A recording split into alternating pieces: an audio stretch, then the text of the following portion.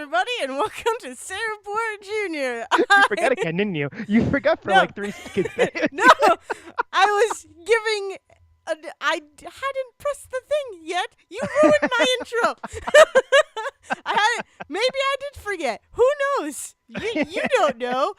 We've spent 4 days frying our brains on video conferences, and we just can't anymore. All video games all the time. That was already an episode. Anyways, to go back to my derailed intro. It's every other episode. We should rename our podcast to Derailed R Us. You know, because we can use the R Us brand now. That's no longer a thing. We're about to talk for God knows how many hours straight, and quite frankly, we need to get this out now, because otherwise, it's like the whole second part to this is going to be us just babbling. That's true. All right, well, I am Dale Decker, and I am joined by... Zach Serwick. Hello, everybody. It doesn't change. Ever. Although I have some friends, but they won't be mentioned until the second episode. That'd be very awkward if it changed. It's like, oh yeah, this is 2 friends getting to know each other. Well, that didn't work out, so we swapped out one of the friends. The chemistry wasn't really great, so we cut one of the friends. By the way, at the 12th episode, they were just like, yeah, and I hate you now, so it was a good run. I don't know. We're about to talk about video games for like 4 hours straight. Yes. We could end up hating each other. That seems to be how the internet does it. Right. So. This is true. So obviously, if it wasn't obvious, I'm sorry that I was just rude to you. But obviously, we are going to talk about E3. We mentioned it in our last episode. This is going to be a 2-part episode. So you'll have to come back next week. Ha ha ha. Because we're jerks. No, we're not. Or skip next week. Or skip next week if you listen to this and be like, what is video games? I don't care about their opinions. So Ocean's 8 came out and no one's talking about it except for Devin on the last episode. Here's the thing. Also, it's the #1 movie of the weekend. Here's the thing. I want to talk about Ocean's 8, but it's gonna have to wait for 3 weeks. But I want to talk about it so badly. If we're lucky, it'll still be like in the top 5 by the time we get there. It'll be perfect. Can't we turn it into a video game and then it'll be prevalent? Anyways, oh my God, don't we can't derail EA E3 conversation with the Ocean's video game I want. Okay. That everybody wants. EA was awkward and terrible. Let's talk about EA. E3 day 1 is what we're basically gonna split it up into. It was 4 days, so we're going to talk about 2 days on each episode. Math. So yes, day 1 was all EA. And boy, was it a day. Very awkward. It was the only... yeah, it was just weird. It was very awkward. And those of you out there who don't know who EA is Electronics Art. They're the company that made The Sims, which, like, mass appeal-wise, The Sims is probably what you know them for. The Sims, SimCity, all of that. Like, they're the company that made that. Or Zach, the plethora of sports games that have come out. EA Sports. It's in the game, which I don't think they even do anymore. I haven't played an EA Sports game in so long. I don't even know if they do that anymore. No, they do. I'm pretty sure. Of course they do. It's in the game. I would like to share what my first note about EA is, and that is verbatim what I typed. I don't care about the sports games. I love sports, but not in video game form. I think it's the fact that they come out every year. Really, they are the most annualized video games of any type. And EA just straight up bought every license they could in the last, decade. Yeah. And so they are the only ones that put them out. They put one out every year, and they bank entirely on you going, I want to play with the new players now. Exactly. I forgot to open up my drink of choice. Oh, I heard that crack. Yeah, it was crack. Nice, right?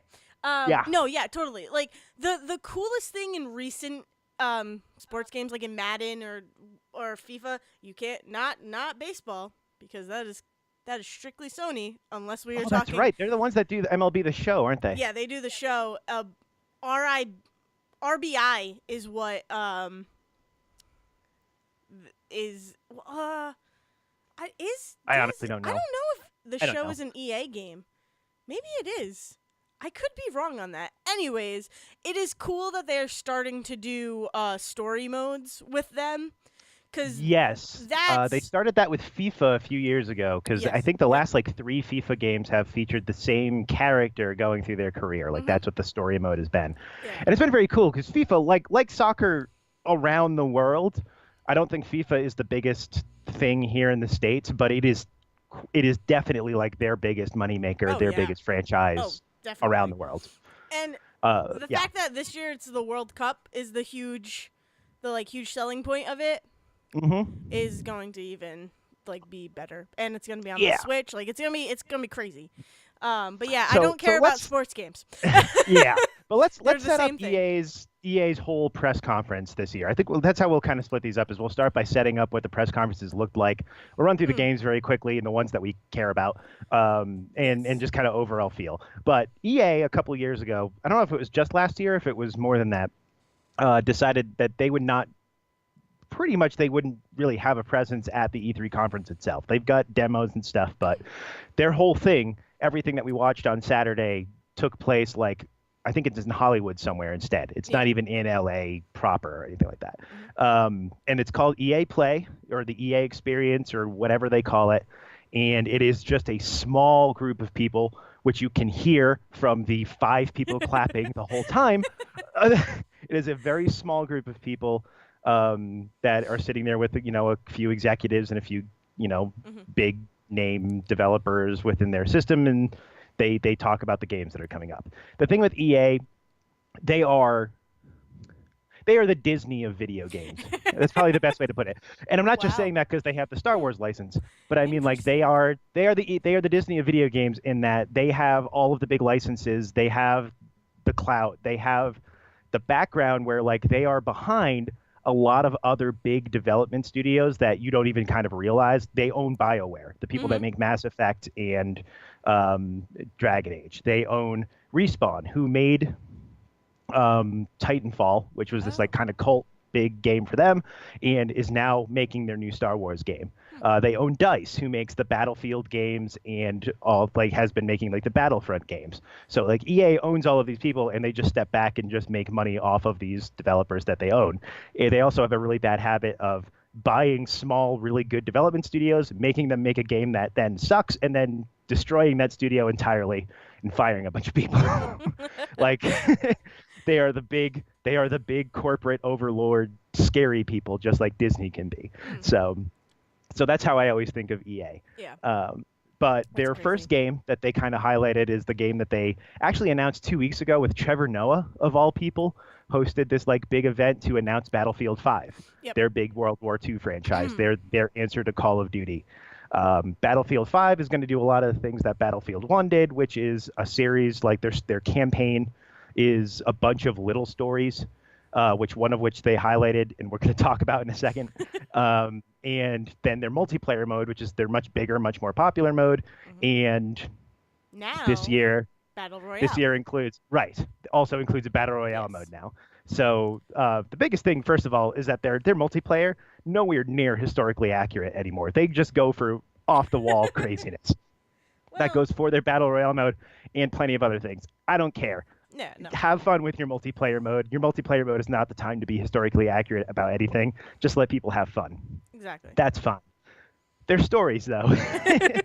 The only story they've really highlighted so far, what they do is they choose a bunch of different battles and fictionalized, dramatized stories from World War II or whatever war they're doing, and they make kind of mini campaigns out of that. And the one that they've highlighted so far is in Norway during the initial occupation by the Nazis and stars a woman. And of course, that means that the internet is up in arms about this woman who's Yeah, going to kick a unfortunately. bunch of Nazi ass and Yeah. kick just be a badass through World War II, which happened in real life, people. Yes. I cannot stress that enough. Yeah, it's unfortunate people are kind of Oh man, acting ridiculous about it.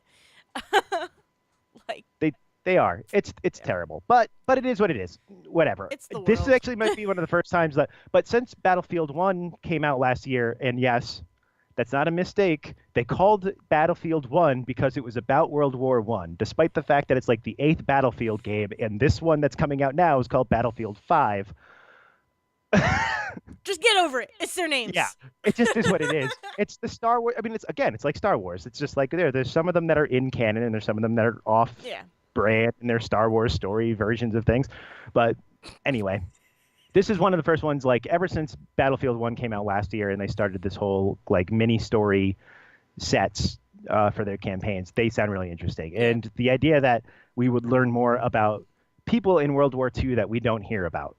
I mean, every World War II story is about either storming the beach at Normandy or a platoon of white guys doing stuff. Yeah, Like exactly. it's never like Mhm. I would love to hear more even dramatized versions of like this is what it was like if a woman wanted to join the fight in World Yeah. War II and also kick ass. That sounds exciting to me.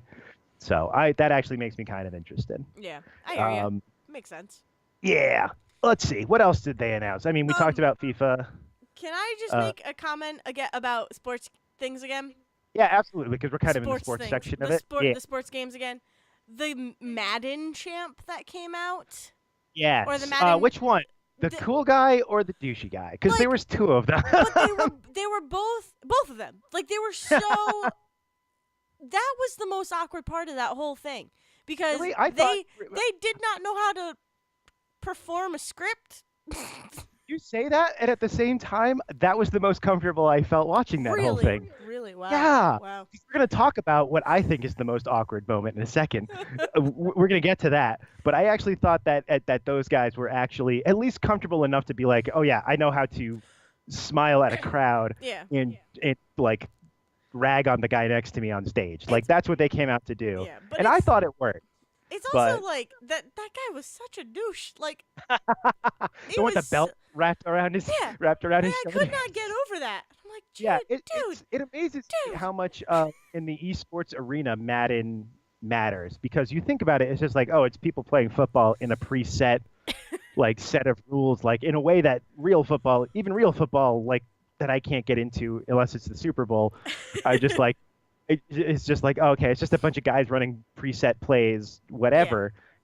On a computerized version of that, I don't know how people are interested in watching that. I just don't know. More power to them that enjoy it. Well, that's enjoy the things you want to enjoy. That's something we're going to bring to the next two parts of this, by the way, is that it doesn't, whatever jokes and criticisms we make, if you enjoy anything, enjoy it. Exactly. I'm not here to rag on you for enjoying a thing, but I just don't understand it. I agree. No, that's what I am. Like I much rather prefer to actually play a sport or be at the game than to watch it on TV. I will watch it on TV. It's just my preference is to actually go out and be playing it. And that's the same thing with the video games. It's like, oh, see that thing I just did? I could go do that right now in the real world. I'm going to go do that now and not play this game. You know what you can't do, though? You can't be in the Star Wars universe.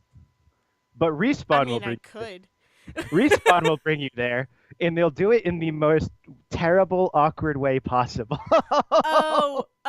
That might be what I think is the worst part of this press conference. That is. So they had a YouTuber or streamer hosting this, and I didn't catch her name, and I feel bad because she was actually excellent. The woman that they had, glasses and like dark red hair, that was like hosting this thing, she was excellent. So much better than the people they had last year. They had like 5 YouTubers last year, and none of them knew what they were talking about, and they were all so nervous. And I think they very clearly were like, you play video games on YouTube, we're choosing you, you've worked in front of a crowd before, you're good. And she was great. She was great through this whole thing.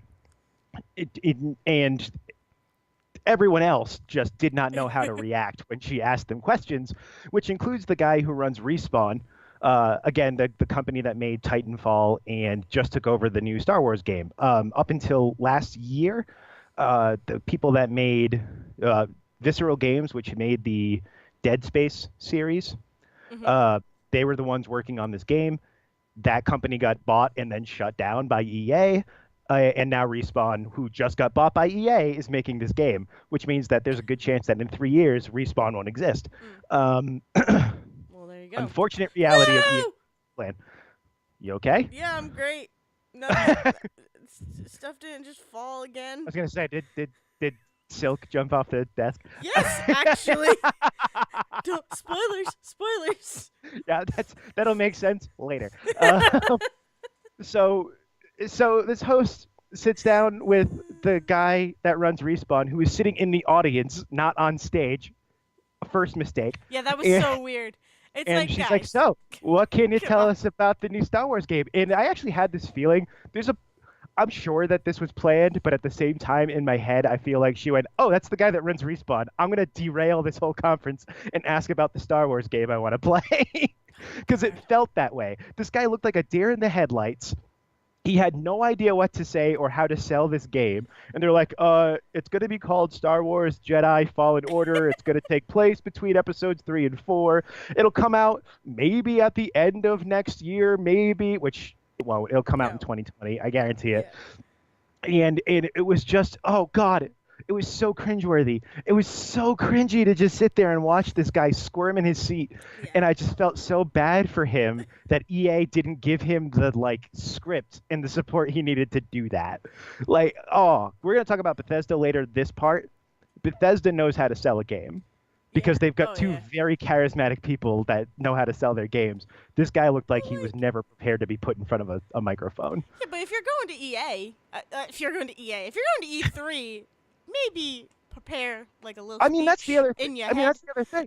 You also have to imagine because Like, the other parts of this is the guy was planted in the audience yeah, for the segment. He knew this was coming. yeah. You knew that she was gonna come over and ask you about Star Wars. If you didn't know, you should not be there, and someone else should be there to explain the game. Oh God! 'Cause And the sad that's thing is, how the world works, man. I know. And here's the thing. I know someone who works at Respawn. Oh, I nice. don't.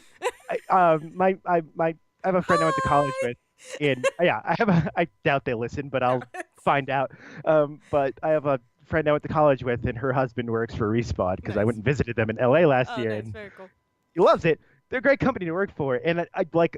I'm not surprised. They're a small development studio. They seem like great people. I just think that they're all very much introverted, insular, nerdy people, like a Aw. lot of dev teams are. Like you hire EA, or hire EA. Sorry, EA buys you. Yes. EA hires you, buys you, and the job of a publisher is the job of a producer. If we're gonna talk about the producers like we did last year, EA are the people that go out and seduce the old ladies to get music, to get Exactly. money for your games, Yeah. and to market your games. Yeah. Which means that they should have someone ready to do PR and marketing for your game. They should not be putting you out there in front of a crowd if I you're mean, not ready for it. it's kind of on the same level of that though. Is that it's kind of cool that like they come out and it's Yeah, like, because we're gonna talk about the two little indie games they did, and I loved that because they oh, were so that was sincere. great. Yeah. Oh, yeah. And actually, well, so let's just move on from this awkward moment to get away from. More power, all power to Respawn. I actually think that they are. Titanfall 2 is considered this great kind of cult singular story Yeah. game. I got it on PS4 like a while ago for like really cheap, like $10, and I just Yeah. haven't loaded it up and played it yet. But like you hear great things about how Titanfall. Like the biggest thing that went against it was that EA was constantly having it release against other giant EA games. Yeah. Like Oh, yeah. Titanfall 2 came out the same weekend as Battlefield 1 last year. And it's Yeah, like, it was well, people know ridiculous. Battlefield. Yeah, like people know Battlefield 1. They're not going to go buy Titanfall 2. They know Battlefield. So Yeah, that's one that I've always wanted to play was Titanfall. Yeah. Titanfall, for those of you who don't know, big action game with giant robots. Like that's all you need to know. Like you get to play, you get to run around as your little pilot dude, and once you build up enough power, a giant robot comes from the sky, and you get inside a mech suit, and you get to just beat the crap out of a bunch of stuff in a giant mech suit. Yeah. It's great. Yeah. So I have all faith that Respawn can make a Star Wars game really well. Oh, Like I yeah. do have it. I feel so bad for them. So But after this is when they got into their EA Originals program. which was the part of the program that was my favorite part because And it was mine too. yeah, Yes. because there were the two games that were announced are so adorable and very very interesting to me. So we got Unravel 2 and Yes. Sea of Solitude announced. Yes. Excuse me. I Oh God. What? Oh, I just need to clear my throat, and I have no way of. I have no mute button. Yeah, no, this is live, man. Uh, But yeah, so Unravel, I always wanted to play Unravel, and I just never got the chance to because I think it was I thought it was a PC only I release. think it is because I think part of the deal with this Originals program that EA has um, is that you can really only get them through their Origins platform. So Yeah. you might be able to get it on PS4, but Yeah. if it wouldn't surprise me if it was PC exclusive because Origins is their version of Yeah. Steam, Yep. which is just Exactly. like their platform for online or for PC EA games. Yeah, but it's Yeah. definitely a game that I have looked into and is like, man, I need to play this. Like, I just haven't gotten around to it.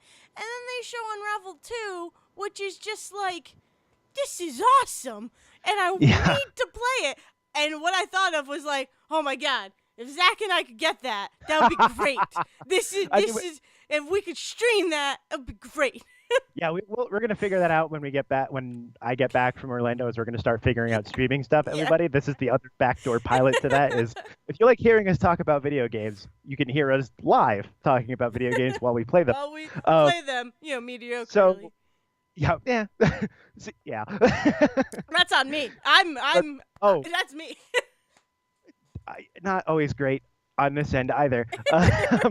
So the first Unravel was I think the first EA Originals like title when they announced this program, and you Yeah. are this little adorable guy named Yarny, Yeah. little man made out of yarn, and the whole game was a series of like platforming puzzles where you had this piece of yarn unraveling behind you, and you would use that to swing around and block bad guys from getting to you and create platforms to jump on and all of that. And so in Unravel 2, what they said was, what if instead of this kind of long unraveling piece of yarn, you had a partner attached to you Buddy. and bouncing around? And oh god, it looks adorable. It really Oh, does. it looks adorable. And it's that kind of co-op puzzle that I love, that I have learned to love in recent um being able to needing to have to work with the person and still have fights about Yeah. about that. No. You Like, need to jump that way. Jump that yeah, way. Jump that exactly. way. But those have quickly become like I haven't really played that many. But they're like, I'm very excited for Unravel 2. There's a game actually in the same program that came out last year. First off, have you ever heard of the game Brothers? No. So I think you can get this on PS4, and I have it on PC. Brothers with this game where you, as a single player on your controller, were controlling two brothers going through this little fantasy adventure, Oh, like cool. 5 hour thing. And the whole idea was you left stick and the left trigger controlled the little brother, and you would various context things. The trigger would do different things.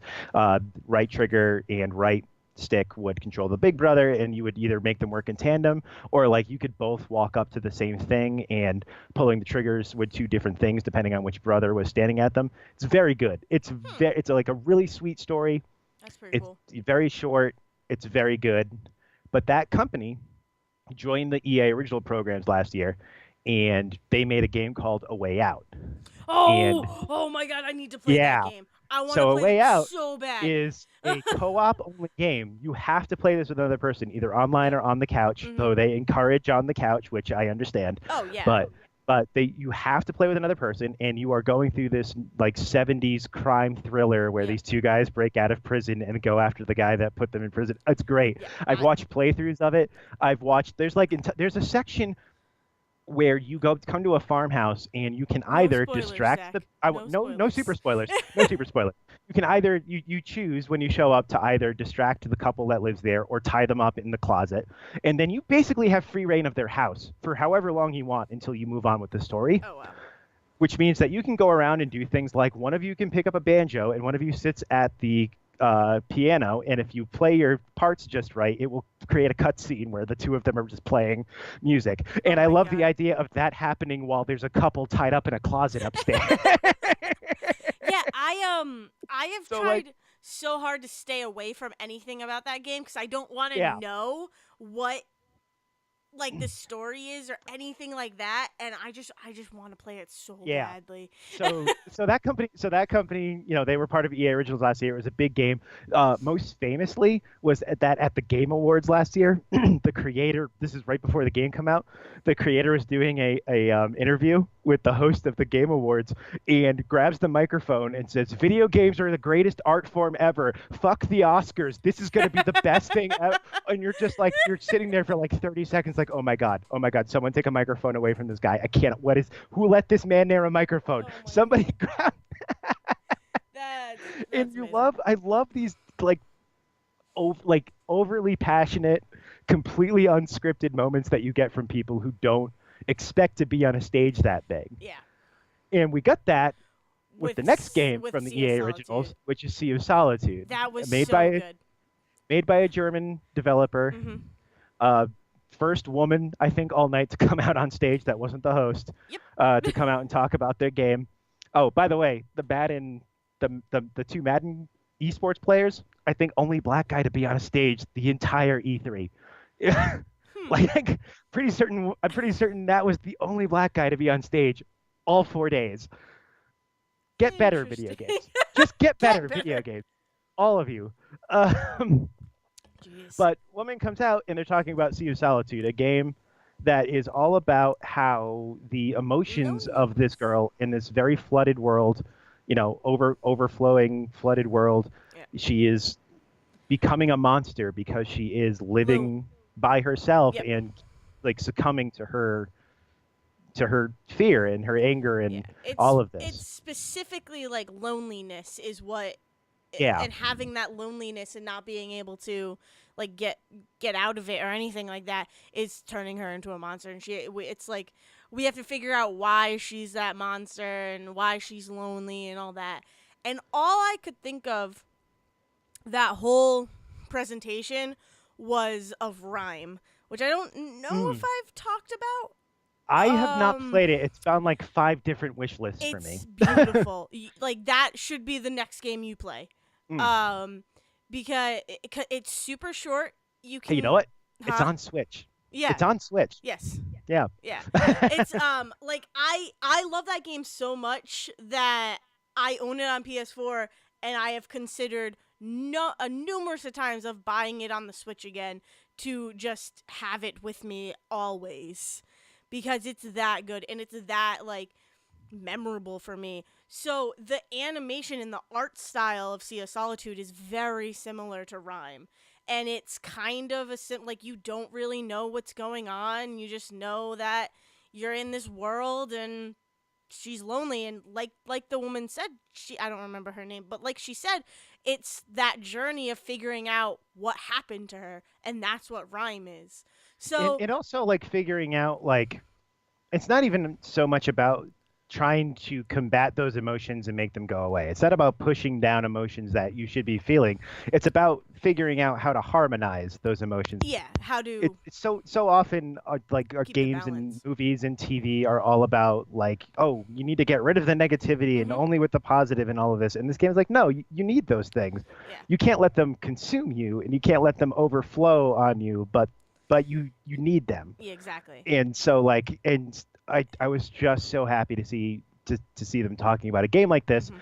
amongst sports games which Yeah. are largely male and everything, and amongst the battlefield games which, while involving women, involving these huge emotional moments, are still largely get into this scene and then shoot everybody. Yeah. Like Yeah. um I'm I'm very, very, very excited for Sea of Solitude, and I don't I am even know too. that much. It's I am literally too. because of Rhyme. Like, Yeah, and I don't think we even said the best part of that whole presentation is that she stepped out on stage, and the oh, moment she was on stage, you mhm, could tell even in a very small room, she was overwhelmed with yep, just like having to talk about this thing to people, and you could tell yeah, that she really really loved the game she was making. She and loved everything that she talked about, and she just needed. She even said, "I need to take a breath for a second. yep, Just give me a minute because and I never expected that was to nice too. stand here." Mhm. Um, Yeah, so I and didn't that happen with the Unravel creators as Yeah, well he was last crying a year? little bit. Yeah, he was Or crying a little bit the yeah, first time yep, that he talked about it because like um, one of the things with this EA Originals program that I didn't know till I was looking at it. So you have to get the games through Origins, which is kind of the conceit that they make because EA doesn't make any money off of those. mm, They solely the sole concession you have to make when hmm, you join that program is that it is a PC only Origins game, but interesting. EA is not making any profit off Mm, of these games. They're mhm, helping you market these independent games put out these passion projects, elevate these people who want to make games that they really love, and and just giving them the marketing for that and giving them a stage at E3, the Yeah. biggest stage in video games and all of this. And for all of the garbage that I will give EA from here to there for things like loot boxes and being the Disney of video games, this is a program that they deserve credit for, and they should be credited for all the time. Yeah. I think this is the smartest move they've ever made as a company, is to do things like this. Yeah. So Agreed. uh And so that is. Then we move on to I uh, think their biggest reveal of the biggest new reveal. I don't know. Ish. Anthem was introduced last year, so before that, I mean, that was when they got to the Madden stuff. There was Yeah. a Command and Conquer mobile game, which Oh I, no. oh, Wait, the mobile game. no, can we just skip that one? Can we just can't. not talk about that? A guy came out on stage and said the words, "I am a professional shoutcaster." Yes, I know. we can skip that. I wrote down in my notes, I hate mobile game commercials because they are terrible. It's like, this is not the game. All I'm going to be doing is tapping my phone and then breaking my phone because of that tapping. That has happened. I give them credit because those announcers made that at least not as boring as it could have been. Yeah. That could have been much worse. Just watching two people play a mobile game and nothing. At least those two guys knew the game, knew what they were talking about, and were like, it was like watching, I don't know, a football game, and I don't know any of the positions they're talking about, but sure, at least it's noise that isn't just people hating each other. Exactly. The next thing they did was the charity stuff they talked about. They had helped with a couple of streams, gave money to, I think it was cancer research or something. It was $1 million. EA has way more than that. So, I applaud you for giving $1 million to charity, but come on. Yes. But the biggest thing, as you were saying, probably the biggest thing of their night was Anthem, the new BioWare game. Yes. Mass Effect meets Destiny, basically. Yeah. And by that I mean you don't get to romance and hit on any of your friends the way that you do in BioWare. Maybe. So, You don't know yet. no, It's definitely not going to. It's not. Yeah, no, they've confirmed it. There's no romance options in No, Anthem. I know.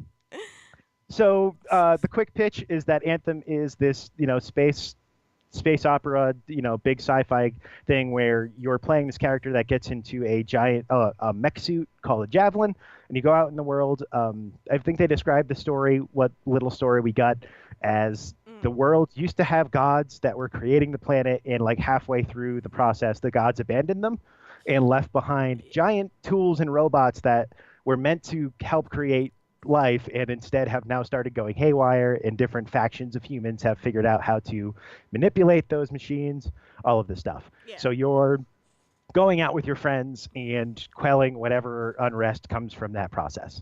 That's basically it. Pretty much. In really cool suits that let you fly and swim. Let's not change that. It looks really good. It looks gorgeous. Yeah. It's very I'm interested in it, but it's not I'm not going to rush out to go buy it, to be honest with you. I'll just play Destiny. The coolest thing to me is that there's a Storm faction.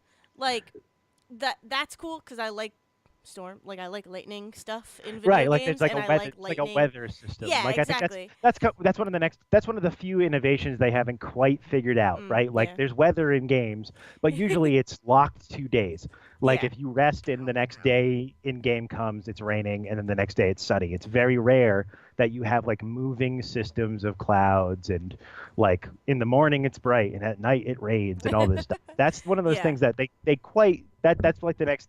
There's very few things left, life-wise, for video games to figure out, and that's one of them. Yeah. So I mean, it looks cool. It looks pretty. Can I just the gameplay that they showed, the demo, the gameplay trailer was so confusing and not really well edited together. No, they're not promoting the game really well at all.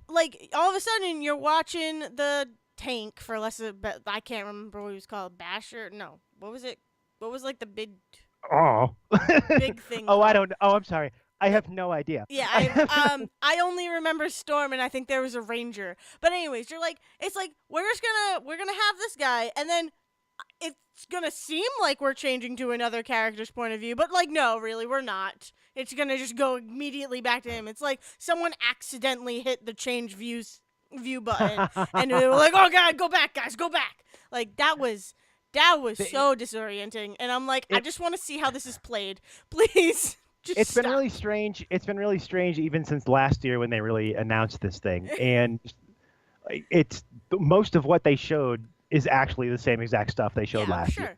There's very little difference. Well, that's like that's like it was just on my head. It was on the Kingdom Hearts that played the same 3 trailers. 3? Yeah, exactly. The same trailer 3 times. No, it was there was like something else. Never mind. This is bad. Never mind. I don't remember what I was gonna say. So here's the thing. So made by BioWare, like I said, it's the company that makes Mass Effect. So last year we got Mass Effect Andromeda, which was supposed to be the start of a new kind of series in that universe, and kind of fumbled. And a big reason that fumbled was because they EA put a lot of inexperienced people on that game. And I don't want to say this like I'm ragging on the developers that worked on that game. I think they all did the had. I think that EA kept throwing more people and switching out teams at that problem without having any real clue what they were doing.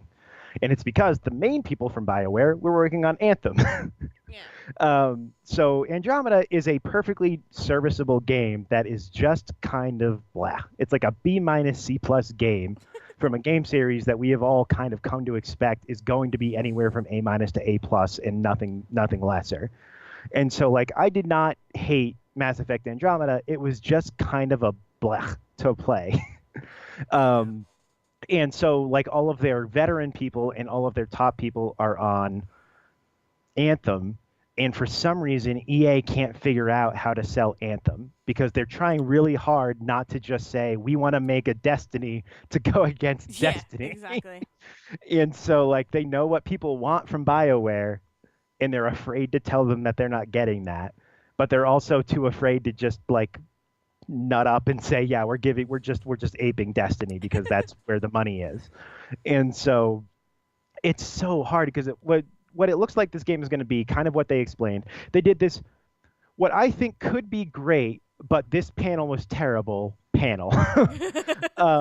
They brought out the lead writer, who's a woman. Great. Love that. And like, I don't know, CEO, creative director of BioWare, and someone else. I didn't even pay attention to the dudes. I just know that the woman was the lead writer. And they did this panel discussion where the host, again, doing the best with what they gave her, was like trying to ask all these questions about like, what do we expect from the different classes of people? What's the story kind of going to be like? What's this world that you're building? What's it like to build a world? Stuff that I'm actually really interested in, but they did not figure out how to translate on stage well at all. Yeah, like I barely even remember it. Like that's how awkward it was. And it sucks because like the sad thing is that like that bombed, and I feel like that means no one's ever going to try it again. I think everyone should try a version of this and figure out the medium of it, because the idea of like taking the human beings making your game and putting them on stage and saying like, this is what the development process is like, this is what we're excited about, this is what we love, this is what the story is. I think that can be great. But they just didn't have the right people doing it, or they just weren't prepared for it, or it was like Respawn all over again, where it just felt like they were like, you're going to do this, but we're not going to prepare you for it. And so like EA are not the people for it. We'll talk about Bethesda later, because I think Bethesda does this really well, and I think EA just did it really badly. But I lost my train of thought where we were going with any of that. Anthem! I mean, I know we're on Anthem, but I forgot why I was talking about Anthem. Oh God, I get so distracted by it's honestly, this is the exact feeling I had watching that thing, where like they would start a conversation and by the end of it, I forgot what we were talking about. This is the exact problem, is that I would like they would start with something that sounded like a cool question, and by the time they got to the end of their like marketing speech of it, I completely forgot what we were even talking about. Just a whole lot of words came at me. Yeah. Oh, right. No, sorry. The structure of the game. That's what they did tell you. So the structure of the game seems to be you're going to have a little hub world that is single player, where you're going to go in and you're going to, sell your stuff and talk to other characters and get your quests and all of that. And once you leave that is when you're in big open multiplayer world, which is where you get to hook up with your friends and go do missions. And I assume there'll be some version of like we're gonna vote on which mission to do, or it's not even vote. It's I need to go this way on the map. If you'll follow me, we'll do that mission, and I'll follow you on this mission later, something like that. Again, they didn't explain how that works, but like that's the kind of thing it's going to be. It's like we have story, but it's sectioned off into these little hub areas, and then you get to just go out with your friends and do whatever. Yeah. Cool. Fine. Pretty much exactly how Destiny works. The difference with that is that in the hub world in Destiny, there's a bunch of other players running around doing stuff too. Like that's really the only difference. So that can be cool. That can be cool depending on the writing and depending on how those quests are set up and all of that. We just don't know. They're just not telling us anything. And it's driving crazy. Yeah, exactly. But that's pretty much it for EA. Yeah. After that, they go into all of their, like, we're going to show you all of the games we just talked about in different versions and all of that. And there's probably videos out there. And all of the different video game websites are doing things like talking. Giant Bomb does a series where Giant Bomb talks over the E3 press conferences, where you can watch all of their main editors and writers and stuff, do commentary as they go. And I think Polygon did something similar, and also they'll show you that stuff all around. Yeah, and so there are highlight clips and stuff everywhere. Yeah, so I highly encourage you to search out at least the trailers for each of the games that have come out, and then even search like E3 and title of game and see what stuff comes out, because Sea of Solitude, I think, is worth seeing what anybody can see about that. I think it's worth it. I'm trying to think of what else EA had that is like totally worth it. I want to know more about the different stories they're going to do in Battlefield before I decide if I'm going to buy that game or not. Yeah, I'm probably not going to buy Battlefield just because I don't really play that many first-person shooters. I don't really play a lot of war games. That's the thing. I'm not. I don't know. I'm more on the side of sci-fi or just adventure. Call of Duty. The thing about Call of Duty, the only Call of Duty I've ever really played was Ghosts, and it was in multiplayer, and I had fun with that, but I've never played any. I tried to play Call of Duty in what was it called? The space one. Whatever. Advanced? What? Advanced? No. It was the one in space that everybody was freaking out. Infinite or something? No. Oh, it just came. It was the last one that came out before. Advanced Warfare. No. Really? No. Seriously? No, I could have sworn that was what it was called. Okay. No. It's something with an I. It's like Infinity something or Infinite or Infinite Warfare? Infinite Warfare, probably. I don't know. It was in space, and I played something about infinity and being at war for infinity. It was whatever the big one last year that took place in space was. Okay. Someone tweet me. It's fine. I played 5 minutes of it and turned it off. I'm like, I'm done with this. I don't care. 5 minutes. I haven't really gotten into the gameplay of it, and it's like, yeah, but I don't care. I don't know. I bought you to try the zombie mode because it was cool that you got sucked into a movie, but it was not what I expected it was gonna be. So I was like, no, I'm done with you. I'm getting rid of you. So okay, I don't do that. Let's move on. Let's move on to Microsoft, because we've been talking for an hour and we've done one of these 4. Yes. So we need to move quicker. Here is what I'm going to suggest. Yes. For Microsoft, because there are too many games. Also, I agree. You're gonna have to talk about Devolver because Devolver was the last one, right? That's okay. It'll take me 5 minutes to talk about how. Did not talk about it. Did not see it. Don't worry about it. For Microsoft, there are too many games I agree. to discuss. And some of these will come up. Some of these will come out later. Fallout 76 about Cat Sphere doesn't talk about. Pretty much the big ones I think are Fallout 76. I'm gonna go down my list because I wrote down every single game. That's the perfect way to do this. Tell me what you're actually interested in. I wrote down every single game that was shown except for the one in the compilation video.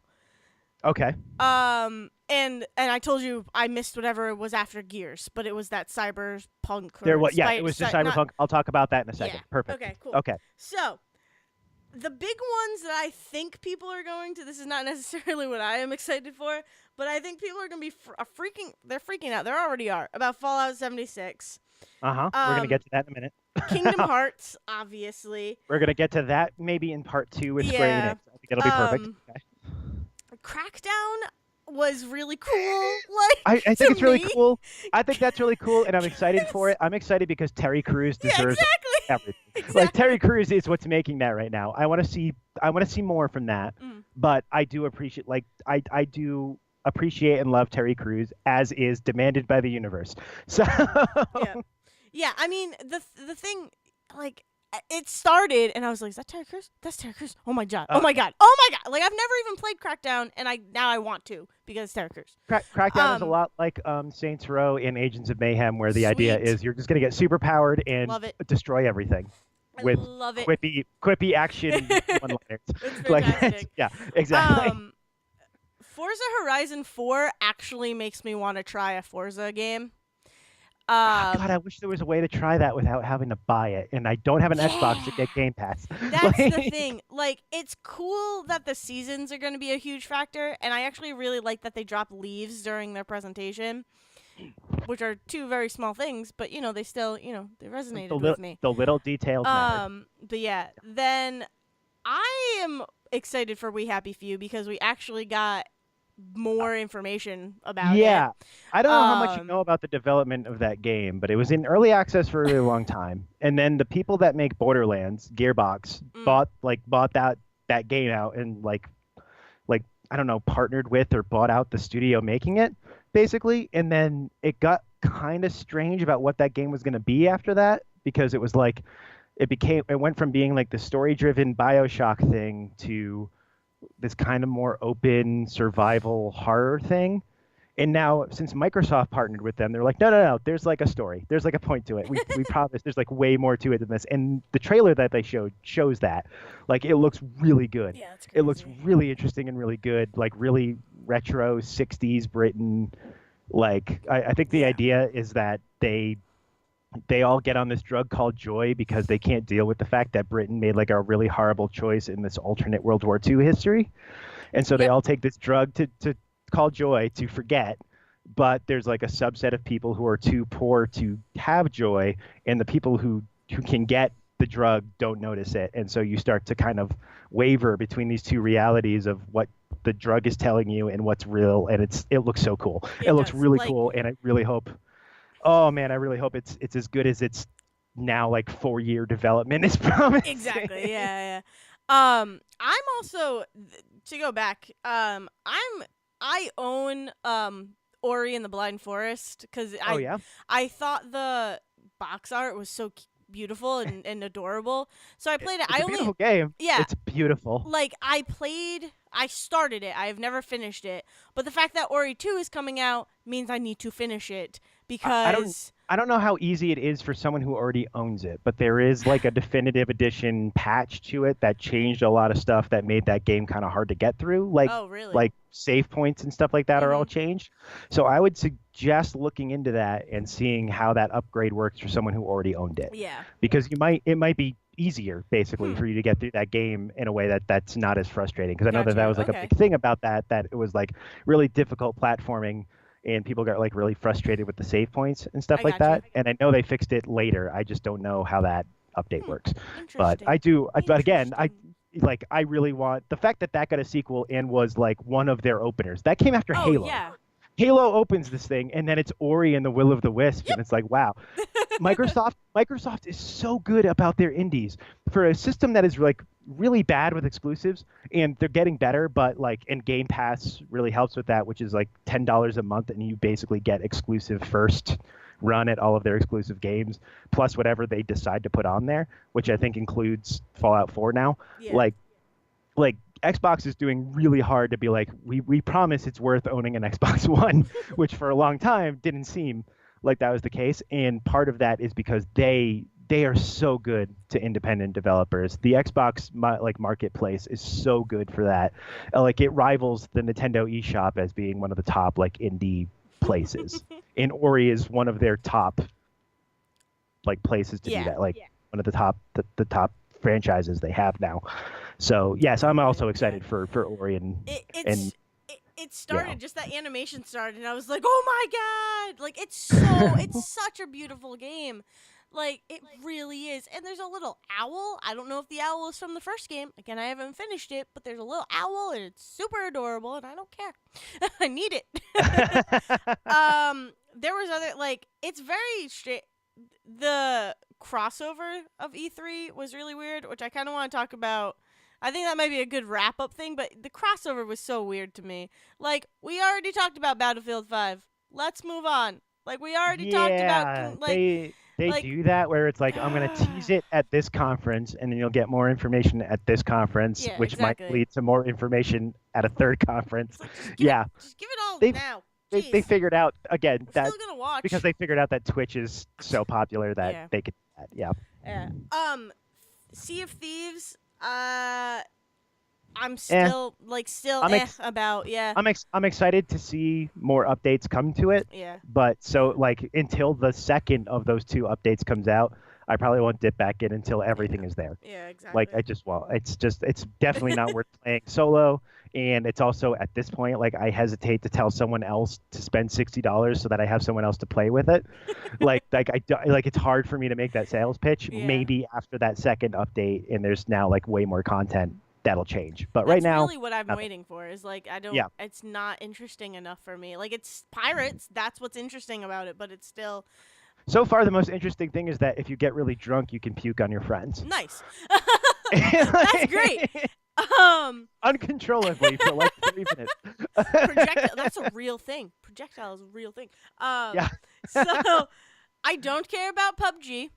Okay. I'm gonna skip it. I will say this. I will say this. Because We don't have to go into it, but those of you who didn't see it, at least look up the Player Unknown Battlegrounds E3 2018 trailer because it is the single best edited trailer of the entire the entire 4 days. you Just know. like with the music and the way that it runs, all of that, it's a great it's 2 minutes. Just spend 2 minutes watching Oh yeah. what good editing can do Yeah. for a game. It But doesn't it's tell you anything about what the game is about. no. It assumes you're already playing, but at least it's timed really well to the music. Yeah. Like it's It is a it's very excellent. well It's made. beautiful that way. Just go and watch all the trailers. You really should just go and watch That all too. the trailers of E3. Absolutely. Like, but yeah, I remember that was like really cool. Um, then there was a bunch of Gears stuff. Battletoads. A very minimal nothing Battletoads trailer. What It's was like, by the way, 2019, you might get a Battletoads game. And Hey, you might.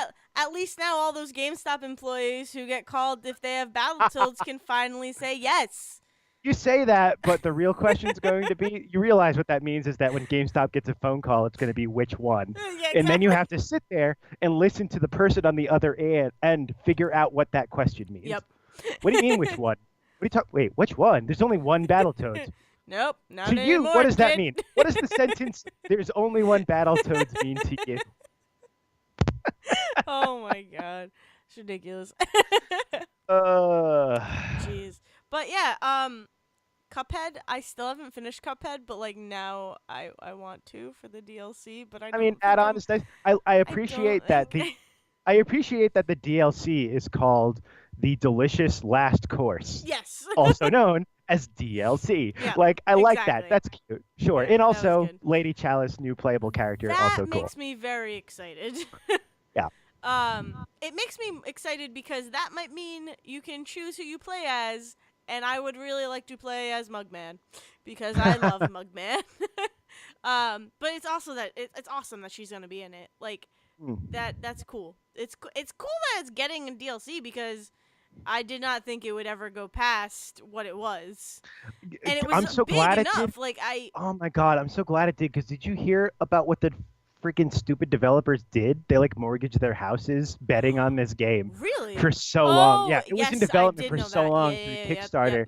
And then they mortgaged their houses, Yeah. and they are just so lucky that the game was popular. Yeah. I can't finish it. I'll probably never play it again, but I'm so happy you made your money back because you shouldn't do that, people. Yes. We're going to talk about this passion, in man. part. We're going to talk about in part 2 what artists should and should not do for money. Joseph are we? Gordon-Levitt. We are. Joseph Gordon-Levitt, Oh my god. but I didn't. we'll get into that. Oh jeez. But But one yeah, of those things you should not do is mortgage your house. yeah. So I'm just really happy that like I'm really happy for the developer's sake that Cuphead is doing as well as it is I hear you. because Yeah. it's not a game for me. Like I bought it, played a little bit of it. I knew what I was getting into when I bought it, but it's a very difficult boss rush of a game. Not for me, I don't think, and Mm. probably won't buy the DLC, but whatever. Like I don't begrudge anybody who likes that game. I think it's it's a very beautiful, very, very good game. Yeah. I can't play it. I'm bad at it. Oh, I'm I'm bad so at it bad too. I'm Like so bad at it. I like it. I like it more because I like the art of it. Is the thing. Like Right. for me, a lot of games is art. Like the reason why I like games is because of art, and it's some of them I've never finished, but it's like yeah, I still like you though because you're visually pretty cool looking. Um, like Ori, I can say I love Ori, but I've never finished it. Right. Like you know, um, but yeah, I mean other things from Microsoft. Captain Spirit looks pretty cute and Yeah, we'll interesting. probably get into that in the Square thing, Um, but that's like I like Life is yeah, Strange is S- yeah. yeah. So I mean that's really it. Microsoft was pretty straightforward and yeah, so really no let's see. bullshit. Like, Yeah, no, Microsoft puts on a good show. oh That's yeah, been the best thing the last like 2 years. They were really good again because they've been struggling as they don't have as many exclusives as Sony and they don't have the recognizable characters of Nintendo. And so they have kind of struggled. They've actually struggled for years. Like the Xbox division of Microsoft has been losing them money more often than it gains them. mm, I think when the Xbox 360 came out, they sold that thing for like $200 cheaper than they should have because yeah, just to make their money back because they were betting and they were lucky that the 360 was very good. The Xbox One has not been as popular, and yeah. it sucks because like we mentioned last week, they have the disability adaptive controller, which is very good. Yep. I think that Xbox is perfectly fine, like especially with like even the games that cross over all look beautiful. Let's see, the stuff that I saw that you didn't mention, they're remastering Near Automata. Oh I yes, cannot yep. stress enough how many people need to play that game. If you look at that game and you're like you look at it and your first thought is, oh, robots are people. I get that. Detroit Become Human just did that very badly. No, I understand. I promise you that's not what that game is. That is a game that looks at the idea of robots are people and the androids go, no, no, no. We know we're not people. We're androids. We're a completely separate thing. We're still trying to figure out what our purpose is if all of the humans are dead, but we understand that we're not human. And from there just expands and blows your mind with every playthrough. I cannot express how.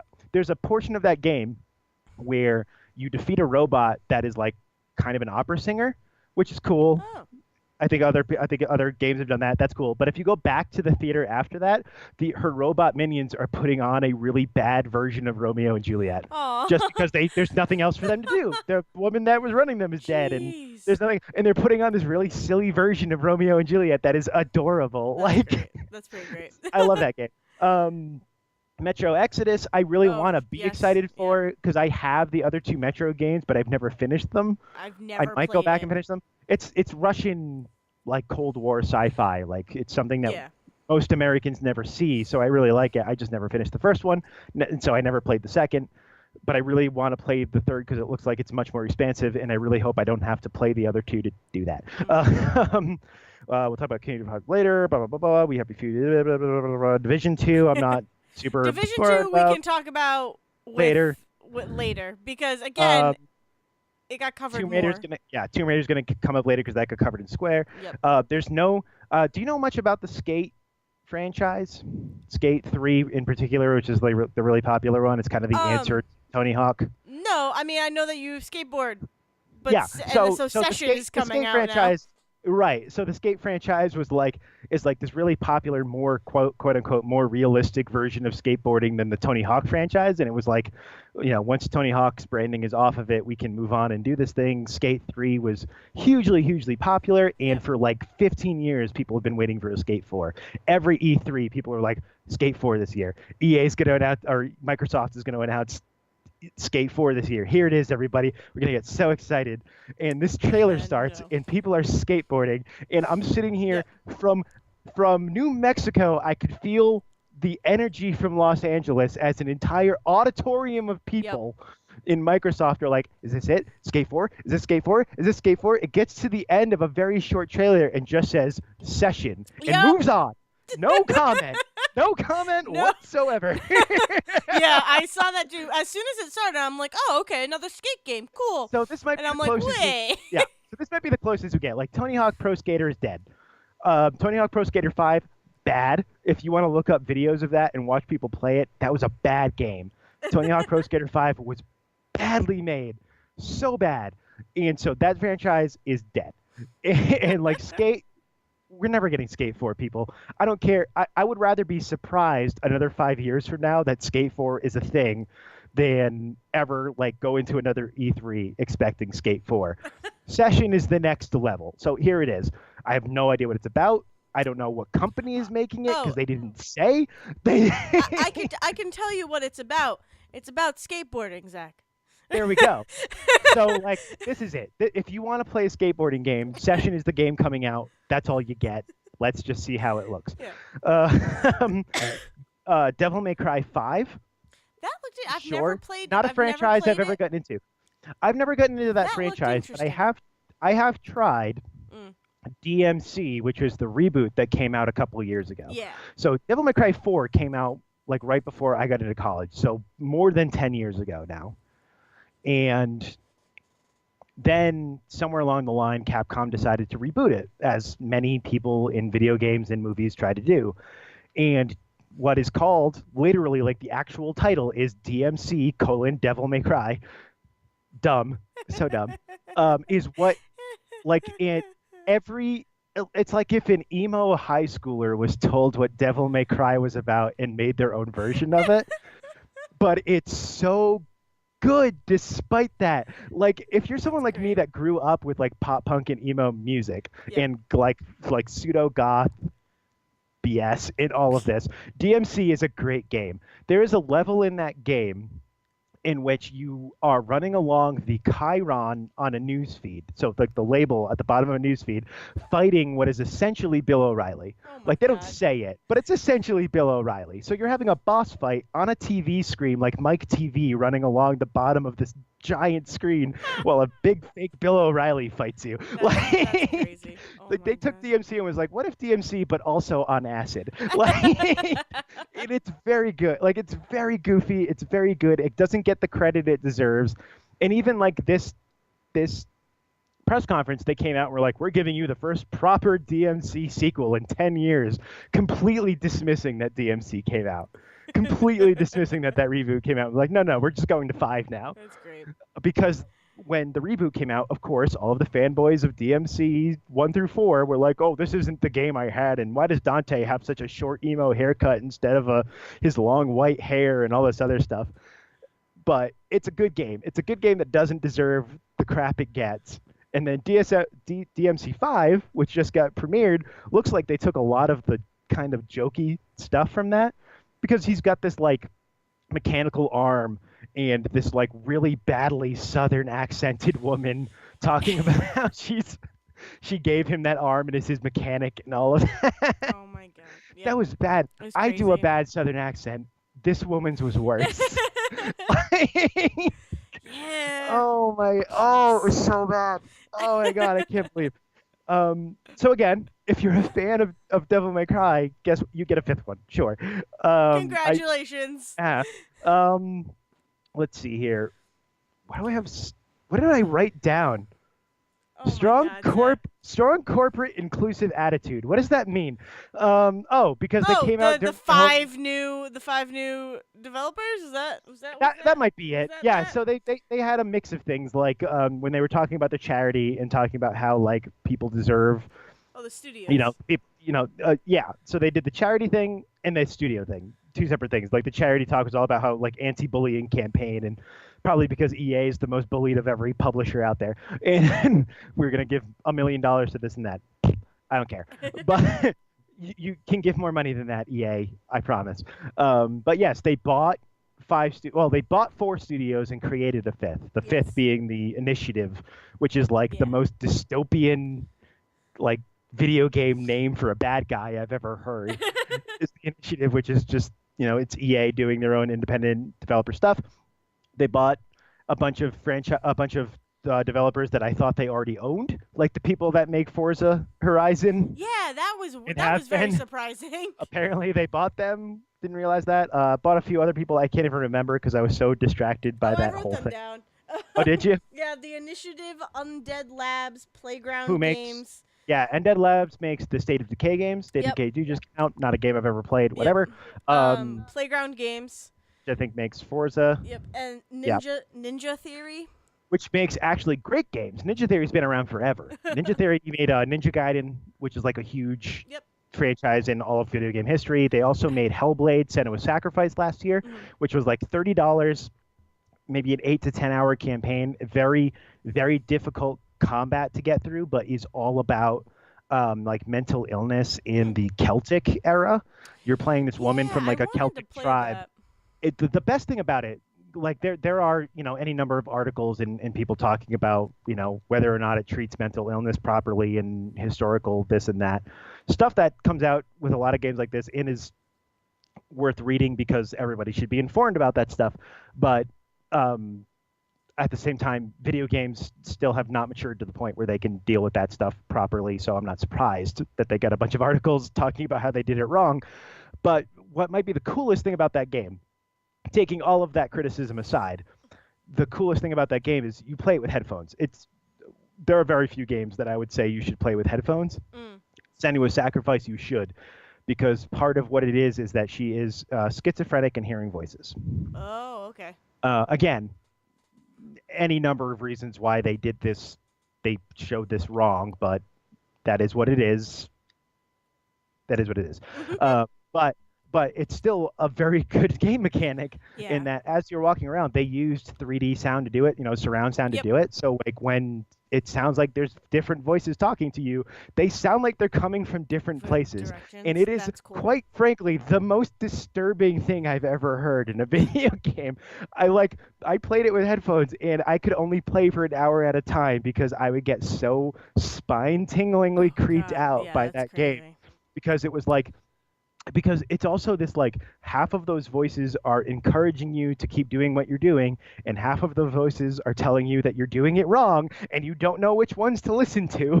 And it's just like and they're whispering. They're not ever talking loudly. You're like in a fight or you're running through from one thing to the next and they're just like yes the right direction. No don't go that way, you stupid idiot girl. Oh my god, wait, he's gonna come hit you this way. It's like, oh my god, who do I listen to? That's crazy. I now want to play it. Yeah, it's very good. It's so very good. Oh my god. And the biggest thing is that Ninja Theory is again a company that's been around forever.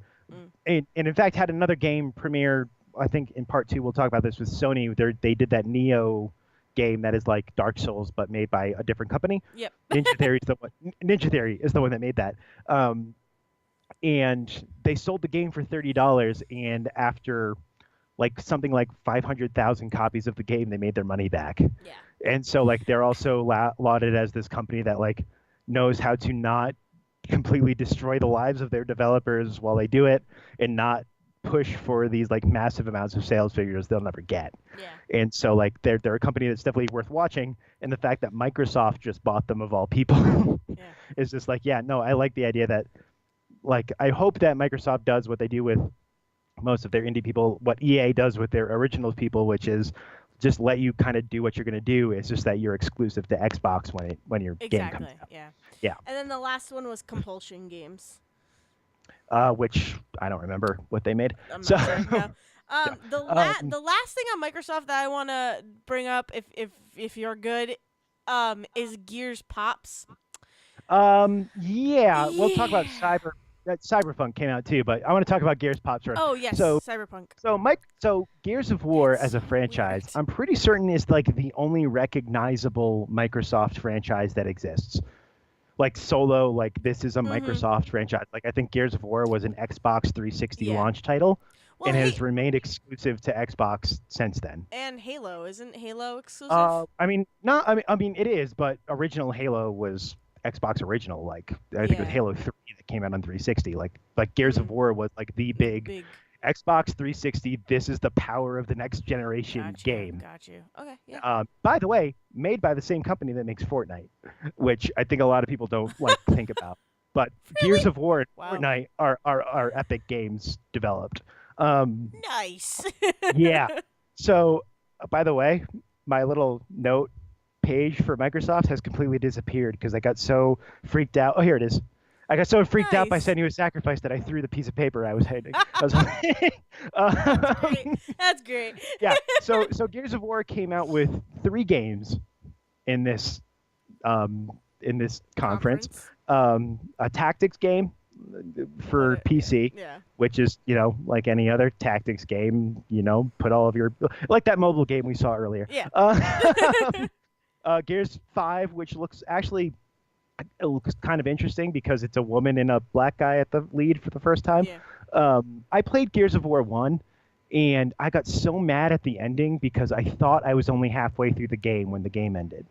It was this thing where like the very final level of, spoiler for a 20-year-old game at this point, cannot believe that a 360 launch title is a 20-year-old game at this point, but moving on. It's this like train battle against one of the big bad guys, and you get from one end of the train to the other, and then you kill him. And I was like, okay, so what's next? The credits were next. The credits were next, and after that, I was like, I think that's it for me in Gears games, because I was just like so disappointed by how anticlimactic that end was, because it wasn't like story wise, like it wasn't projected that's what I was going into was the final battle. So mad. But Gears of War 5, like every time I see a commercial for a new Gears game, I'm like, oh, okay, they've clearly expanded and figured out their storytelling way more. I just haven't been giving them the time of day to do it. I haven't owned an Xbox since the 360. So Oh, well, there you go. But what might be the dumbest game that they introduced was Gears Funko.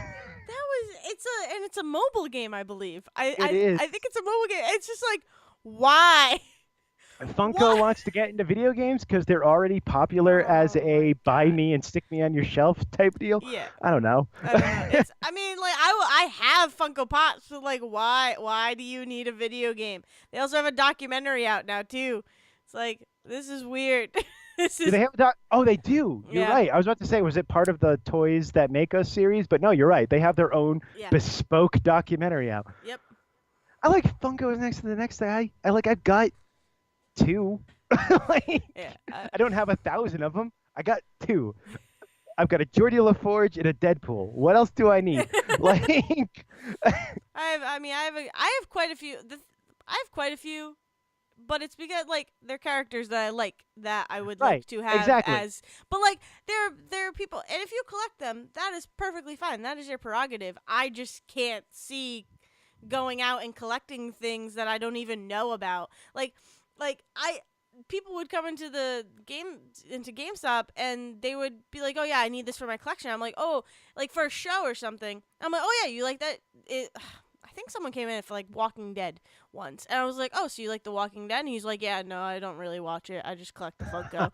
I just like having the numbered Funko things in order. Like, that I don't get. But again, that's your prerogative. You do whatever makes you happy in this world. If collecting Funkos is that thing, then do it. That's all the power to you. It's just like Gears Funko makes you happy, I guess. Play Gears Funko.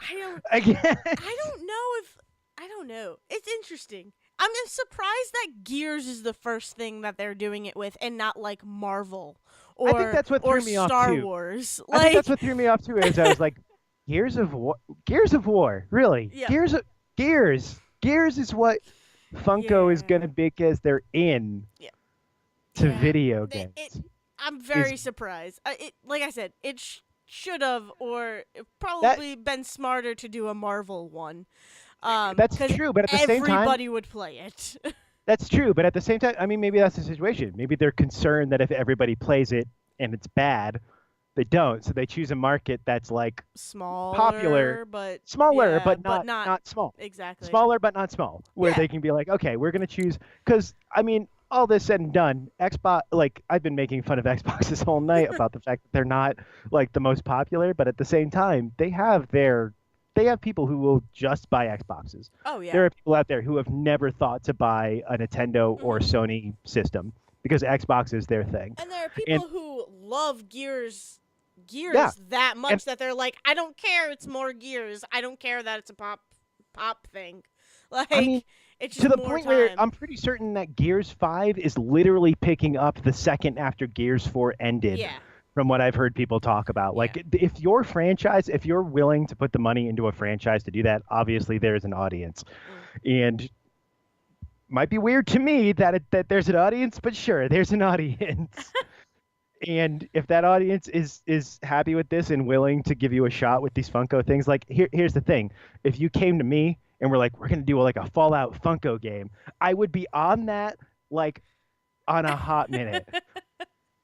Yeah. I'm about to defend Fallout 76 from other Fallout fans because of how much I love Fallout.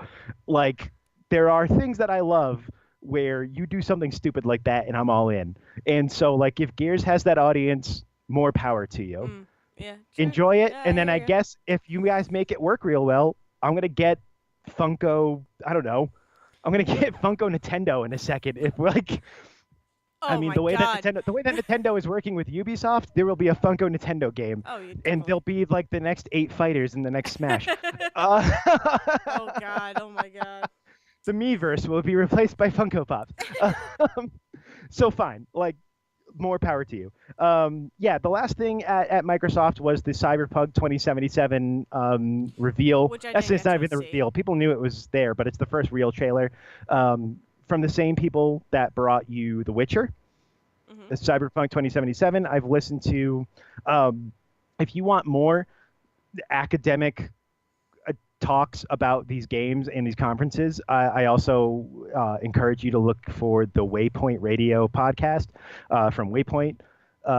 They are extremely intelligent people who have been at E3, and they've every night they have done like a 2 to 3 hour podcast about the stuff that they watched. Um, and also, there's one of their writers, Danielle Riando, is from Rhode Island and went to Rhode Island College. And anybody from Rhode Island, Hey. yeah, anybody from Rhode Island deserves your patronage. um, um, and they have gone and seen the demos from 2077 as well, and it sounds really cool. So anybody out there who's played the Witcher games, I personally, I shouldn't even say, I was about to say I personally have a stake in them. I don't. It's not like I own stock in CD Projekt Red, but they're a Polish company. The Sarowiks are a Polish family, and so like it's been exciting to watch a Polish developer become one of the biggest like independent developers of all time right now. Like the Witcher series, The Witcher 3 specifically has been huge. Yeah. And also they've done this really excellent thing where like their DLC is free. So if you buy the Witcher 3 Game of the Year edition, you get everything, and it is usually like I think it's like $50 regularly, and it is almost always on sale for $20 somewhere because that game is like 4 years old. Yes. And so to get like Polish folklore, The Witcher was a Polish fantasy series, and then they developed it into this like massive game franchise. The Witcher 3 being the pinnacle of that franchise. It's great. Everybody should play that. And so the idea that Cyberpunk 2077, like sci-fi RPG stuff being made by them, that's right at my core. I'm always a sci-fi person more than a fantasy person. I'll take Fallout over Elder Scrolls any day, even though Elder Scrolls is a very good series. I will take Fallout hands down. I just love sci-fi more than fantasy. I always have. So Cyberpunk 2077, also a book series. I think one of them was called Oh, like really? Cyberpunk 20. Yeah, like one of them is called Cyberpunk 2020. Hmm. They all go through different years. I think there's also a role-playing game based off of them, and so that's kind of what all of this is based Jeez, on. It's crazy. going to be a massive first-person shooter style RPG. Yeah. So I don't know how big the RPG elements are of it versus the just first person shooter elements, but you get to create your own character. God, I hope I get to make the character that's the Asian woman doing her makeup and having no bottom of her face. That I was don't know. crazy. I saw. Yeah, if you haven't watched the trailer Uh, for Cyberpunk 2077, do it. Watch it because it's amazing. It's just different little vignettes and shots of different what you would call a cyberpunk aesthetic thing. And one of the best shots is this Asian woman doing her like eyeliner, and then as it pulls out, the bottom of her face is clearly cybernetic and missing. It's the yeah, greatest reveal. it was crazy. It's amazing. I was like, oh my god, okay, we're in this now. Let's go. Yeah. Like, and there's people that are just like, here's my whole silver body, and like, here's my whole. There's a shot, really beautifully done, beautiful cinematography in this trailer, where there's a guy in a plane, and he's like on his laptop, and in the background, just out of focus, you see this guy who has different tubes stuck in his face attached to something else in the plane, and his face is on fire. It's just like clearly something is going wrong. The stewardess is running from the sides to like figure out what's going on, and it's so quick. It's like a 5-second part of this trailer. I didn't even notice that. Yeah, you just look in the background, and it's just like he's out of focus the entire time, but it's just like this guy just like writhing and screaming as this like fire's coming out of his face with these tubes coming out, and people all wondering what's going on, and then it pulls out, and there's just this guy at his like laptop, not even caring, not paying attention, because like, yeah, that happens sometimes. Yeah, that's the world we live in now. Yeah, that's exactly. People's face catch on fire. So I'm very excited because they do excellent storytelling. Witcher 3 is considered one of the top tier, like diamond pinnacles of video game storytelling. It's it's funny and it's dramatic and it's crazy and it's great. So to see them do sci-fi and to set that in, I think it's New York, 2077. Yeah, I believe so. Something like that. Yeah. Like I'm excited for that. It looks like New York. Yeah, I'm very excited for that because I trust them as a developer. Their big things are like they do things like actually in the code. If you were watching the conference of this, what happened was that the Microsoft E3 press conference ends, and they're like, okay, we're gonna move on to something else now, and all of a sudden it glitches out, which is not new. People have done this before to do surprise reveals.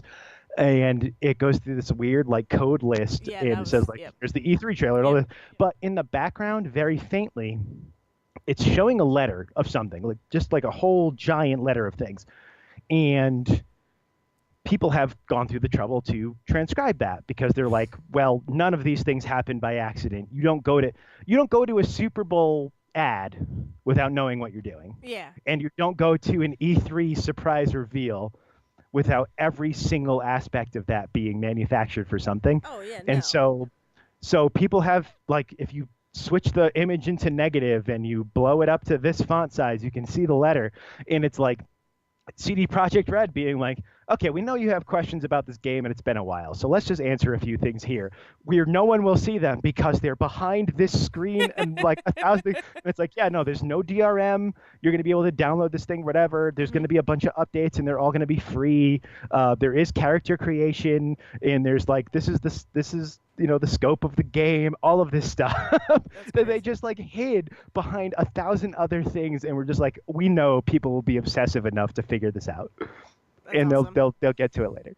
That's so awesome. that was a great way. That was a great way to end the Microsoft conference. Again, I think the console conferences always kind of know how to do this.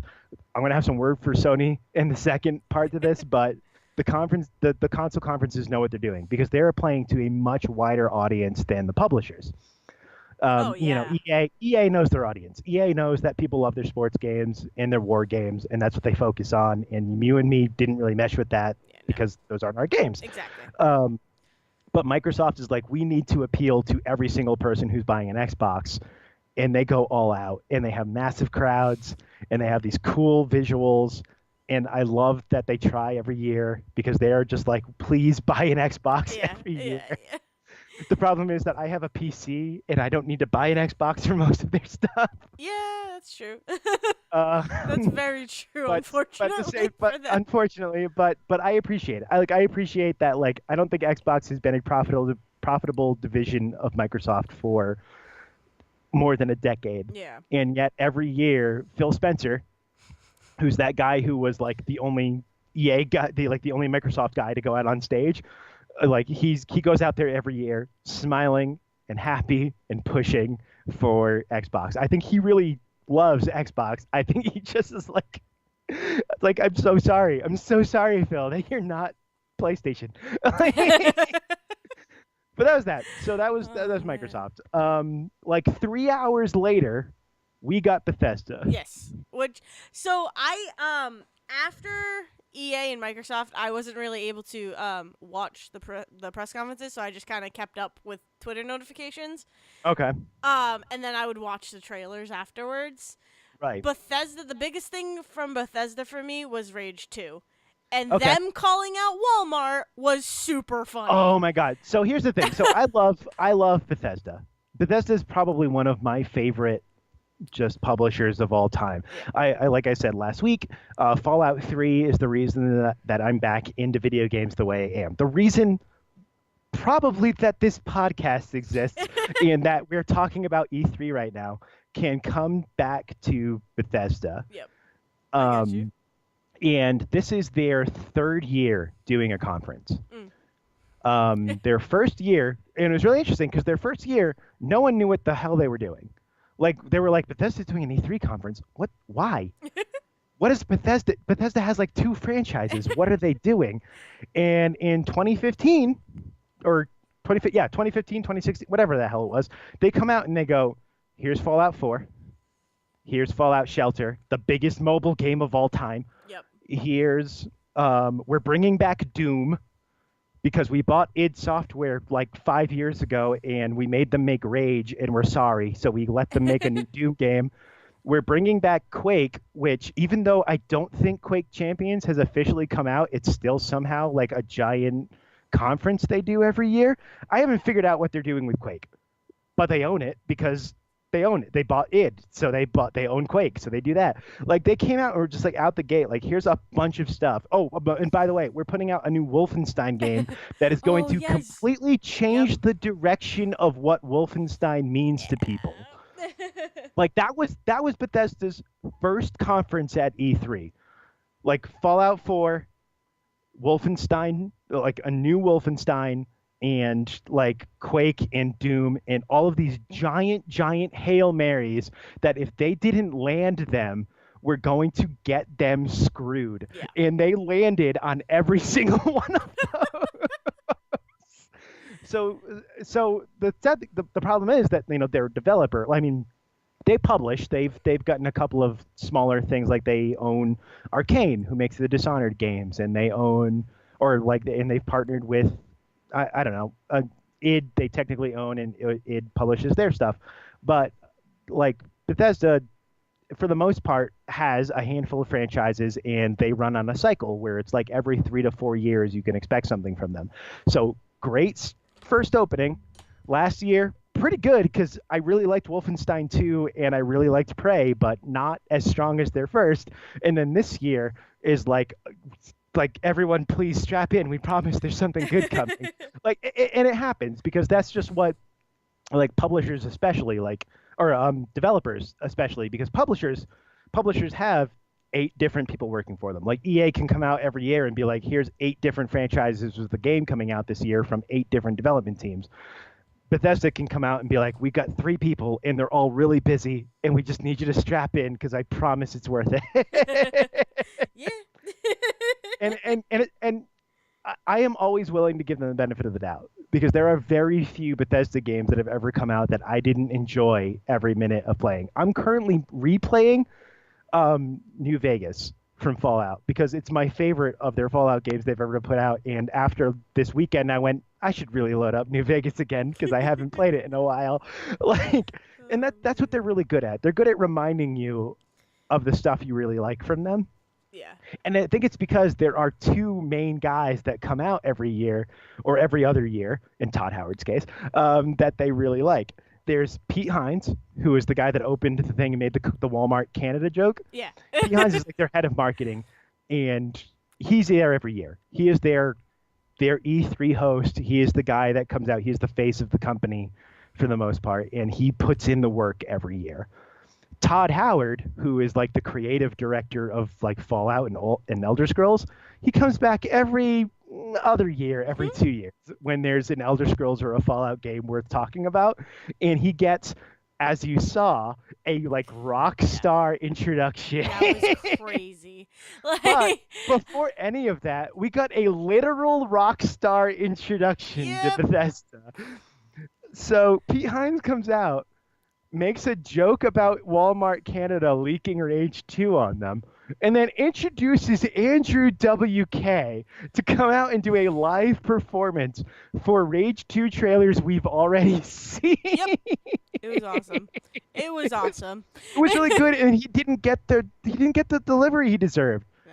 The crowd felt Did like not. nothing Yeah, from him. no. I have a theory about that. Which Okay. is that this was their plan all along. Their plan was for Pete Hines to come out and be like, hey, you know that game series we made like 10 years ago that nobody cared about? We made a really wacky sequel to it. And you know how we're going to introduce that? We're going to bring out Andrew WK, who for no reason is willing to come out here and do a live performance for a video game reveal. And that crowd would have gone buck wild, Oh, would yeah. have gone crazy if they did not know that game was already coming out. Exactly. People And were Walmart probably... Canada fucked them so many ways Yeah. on that. Yeah. Uh, It was still awesome. I loved it. But I yeah. loved it too. I love Andrew WK. I think it was a great performance. He tried so hard to get that crowd pumped, and it was just like it was just like, oh god! Like the second he stepped down on stage, I think this was part of my Bethesda thread on Twitter. Like, if you all want to know, I'll figure out a way to show you all those threads. But my Bethesda thread, like, there's one that just goes, oh god, I just had the dawning realization that this was supposed to be a surprise. Oh, yeah. Yeah, that's upsetting. But Rage 2 looks very cool because it reminds me of Bulletstorm, which is crazy. But it also it did. made by id. Yeah. Also, like, yeah, exactly. Like, So. yeah, no, they make very good games. They make like I understand where Rage came from. So Rage came out very close after Bethesda bought id Software. And I think a lot of people saw that and went, oh my God, we're going to get new Quake and Doom games. Oh my God, I'm so excited. And what got introduced was Rage. And I think what happened was Bethesda was like, do something new. Like, just take whatever you want to do and do something new and try something new. Because it, for years had, I think, been struggling and was like trying to get out of that mold of being like the Doom people. And so Rage is this weird mix of like Doom and Fallout, and like a lot of their games, takes place in a post-apocalyptic world. Main character came out of a vault basically, and it's like so hard to be like, it's so hard to kind of sell that game. Like, it's beautiful. It's a beautiful game, and also the first person you meet is voiced by John Goodman. Everybody should at least go watch a playthrough. There we go. Yeah. Sold. Everybody at least should go watch a playthrough of Rage. Sold. Because it is like a B-level just shooter. Like, it's very good. It feels very good, but it's just not. I don't know. It just isn't what it is. Like, they tried and it flopped. So I'm not surprised that Rage 2 is being developed by a completely different studio. Yeah. The people that are bringing us Just Cause 4, which we'll talk about at some point, and the Mad Max game, and also they're doing something else. Like Avalanche all of a sudden is like doing 5 games. And it is like working on Quake and probably Doom Eternal, which got introduced. Yeah. The new Doom game, which is like a remake of Doom 2, which also looks excellent. But yeah, Bethesda is great with that stuff, where they're just like, we're going to come out here. We know what this is. This is marketing to an audience. They know they only started 3 years ago, so they know that they are marketing not only to the press that comes to this thing, but to an audience that is watching on Twitch. And so, Pete Hines comes out, open short sleeve collared shirt with a Stanley Cup thing underneath, looking like your dumb uncle, looking like your goofy uncle that likes video games just like you do. That was super funny. They talk about let's see, they talk about Rage 2. They talk about their updates, their online stuff, Elder Scrolls Legends, which is pretty good card game. Also, It's coming to Switch later this year, which means it's beating Hearthstone, which is the online card game I play Yep. from Blizzard, and is from the World I of like Warcraft Hearthstone. universe. But I love Hearthstone. Hearthstone's a great game. I like Legends too, and I think the fact that Bethesda's getting to Switch before Hearthstone is a big deal. Yeah. Oh Like yeah. as much as I don't think Legends is as big as they want it to be, the fact that they're coming to Switch first is huge. Um, and also Elder Scrolls Online. Again, not a game I play, No. a game that launched really roughly. A lot of people really didn't like it when it first launched, but people who stuck with it insist that it's gotten phenomenally better. They talk about how it's growing every year. Good, sure.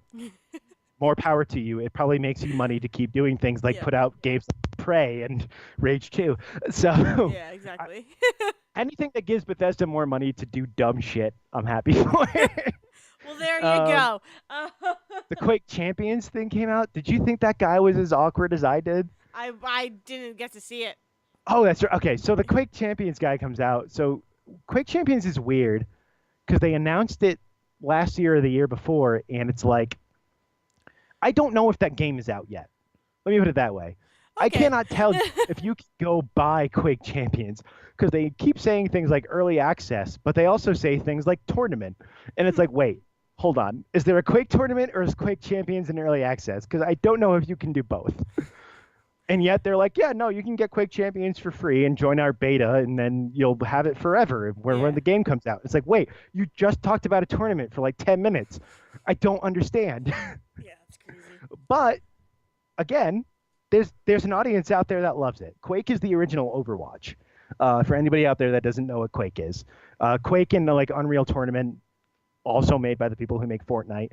I'm really pushing the fact that the people who make Fortnite are not a small company because I'm gonna complain. I'm gonna complain about them in part 2 of this a lot, and I want people to understand that they're a very big company. Um, like Quake and Unreal are the original Overwatch, where it's like you get a set of characters with specific abilities who fight each other. Yeah. They're the original versions of that. And again, id Software, who made the original Doom, made the original Wolfenstein, bought by Bethesda, now runs Quake tournaments every year, and probably makes more money than they know what to do with on that. And yet, no one knows about them. They also talked about their VR stuff. Oh, Not a big okay. VR person. I've got Nope. glasses, and so I've never tried VR. Yeah, no. So, VR is very difficult when you have glasses. yeah. I've tried it and it sucks. Yeah. Um, but they also announced Prey DLC, which looks really cool. I want to push how many people should be trying Prey. I think for like $40 you can get Prey plus all of its DLC now. It's not an Yeah. expensive game. It's very cool. It's very different from what the marketing suggests, but like the biggest push I have for Prey is that they give you a gun called the glue gun, and you can use that to break the entire game because Nice. there are things in that game where it's like, oh, this is too high up for you to get to right now, or this is too this to get to. It's like, no, I'm gonna use this glue gun to create a staircase and get up there. Fuck you. We'll talk about this later. And like you can, it is also a game where they give you the option to become a mimic, which is one of the many different bad guys in that game that can become anything.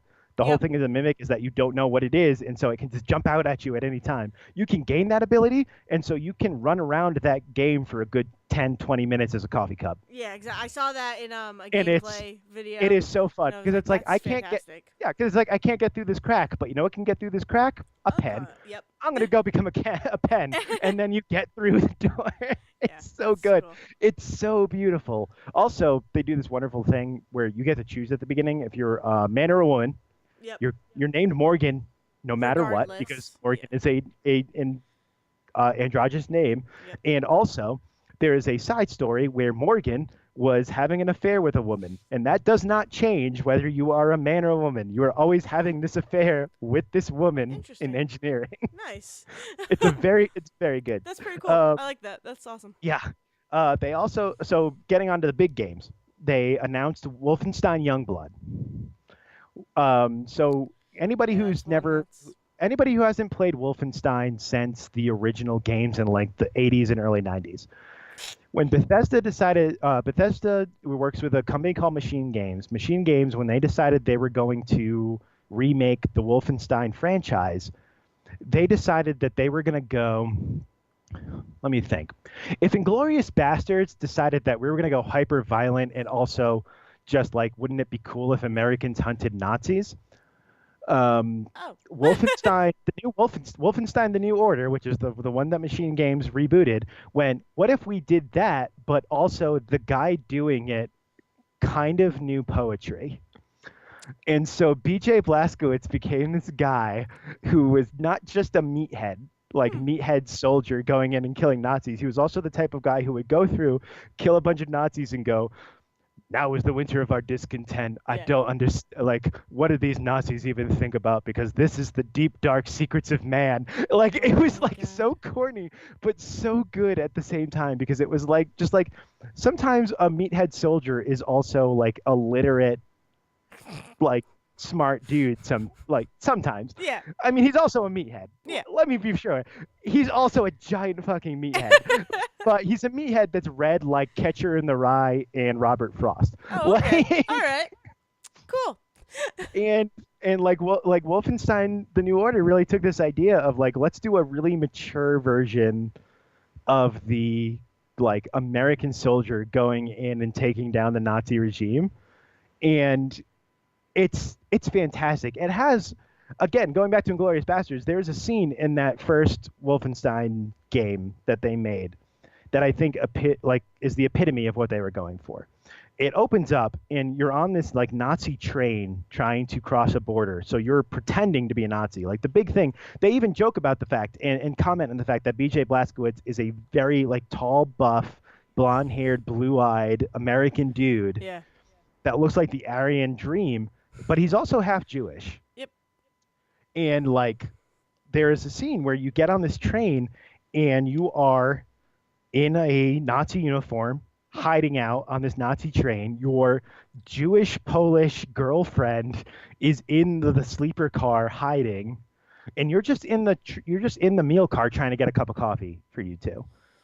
And you start out and you fight with the coffee machine. He's sitting there trying to get the coffee machine to work. It's like 1962, and this is like a proto like espresso machine with like 8 different levers, and he's like fighting with it to the point where like he sets the coffee to go and it overflows, and he pushes another coffee cup in and that overflows. He pushes another coffee cup in, and he's like, what the fuck is with this thing? And he's fighting with it.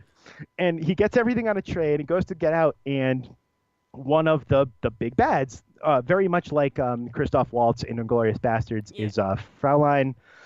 Oh, I forget her last name. Badass Nazi woman. Terrible, horrible Nazi woman stops you and is like, sit down with me for a second. We're gonna do a test. I want to show you the test that I give to people to determine if they're Jewish, and then I kill them if they fail. Oh God.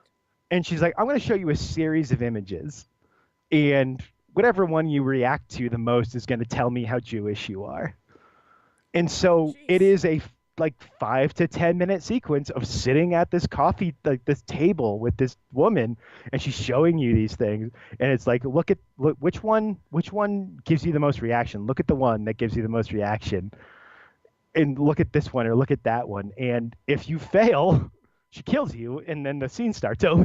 Oh, God. So you have to look at the terrible ones. It's like, this is a Jewish dead body and this is a flower. Which one excites you more? It's like, you'd better be the Jewish dead body because they will kill you if it's the flower. That's crazy. Yeah, like that's where they took Wolfenstein. That's where they took Wolfenstein of all things. And like Wolfenstein 2 went even crazier, where they're like half the game you are crippled, your health is halved because you're put in a wheelchair, and you don't have a power suit. And so like coolest thing to me is that like, yeah. Oh, okay, all right, next level, how are you? So Wolfenstein Youngblood is 10 years from that. So the first game takes place in like 1962. It actually is great because it starts off as a very basic Wolfenstein level. You're going through a castle doing a first-person corridor shooter thing like any of the old Wolfenstein games. But that sequence ends with you getting shot in the head and thrown in the ocean. And then you get saved by the woman that becomes a girlfriend, is a nurse. He sticks you in a like retirement home, and the opening credits are 14 years of BJ Blazkowicz sitting in a wheelchair in this like invalid hospital, watching the world go by and watching America lose World War II and the Nazis rise. And so when that game starts, it's like late 50s, early 60s. In World War II, we lost. America is gone. Europe is gone. Nazi Germany has won and taken over the world. And that is World War that is Wolfenstein. And Wolfenstein 2 is you go to America and try to create the American resistance in the 60s. Yeah. And it's got this great imagery of the 60s and 70s, and it's all really cool. Wolfenstein Youngblood is 20 years after that. It's now the 80s, and it's BJ's twin daughters going through American Blonde, like, Oh style gosh. Nazi murder. Jeez. It is a game that you can play single player or multiplayer with a friend, and it's just like it's you and your sister going through That's crazy. like 80s France. That is crazy. Holy crap. So good. I'm so excited for that because the trailer is so badass. It's like it starts off and it's like one of the sisters is like doing push-ups in this grimy farm and another one's like off in the woods like shooting bottles off of like a fence, and it's just like we're gonna go kill a bunch of fucking Nazis. And even Pete Hines. So then it ends and Pete Hines turns around and goes, "That's right. You not only get Youngblood, but you're gonna get Wolfenstein VR. I forget what they called it, but Wolfenstein VR, where you're going around and you're hacking into the different Nazi machines that Oh, you see wow. throughout the game, and then turning on their masters."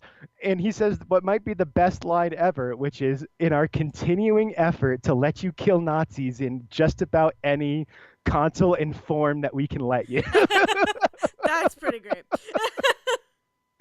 Oh man. Jeez. So I'm excited for that because like the like Machine Games like very clearly is like we have a trilogy for Wolfenstein New Order, Wolfenstein New Colossus, and then a third game. And Youngblood looks like it's going to be the bridge to that third game. I don't know how long that's going to be or how much it's going to cost, but I love the idea of just being like there's these two women just going through France killing Nazis in the resistance. That's crazy. Like that's pretty great. fantastic. That's pretty sweet.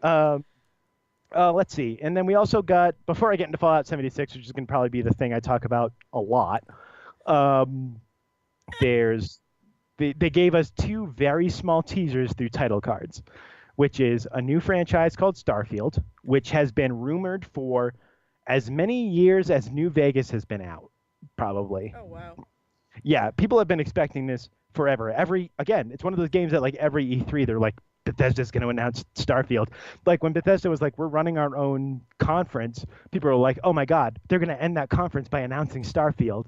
Because why else would they do that? It's like, well, because they've got Fallout 4 coming. Come on, people. Yeah. Yeah, that's crazy. So people have been waiting for that for years. It's going to be just, it's another RPG that's going to be like, whoa, Oh. that was a weird glitch. Don't We're know good. what that was.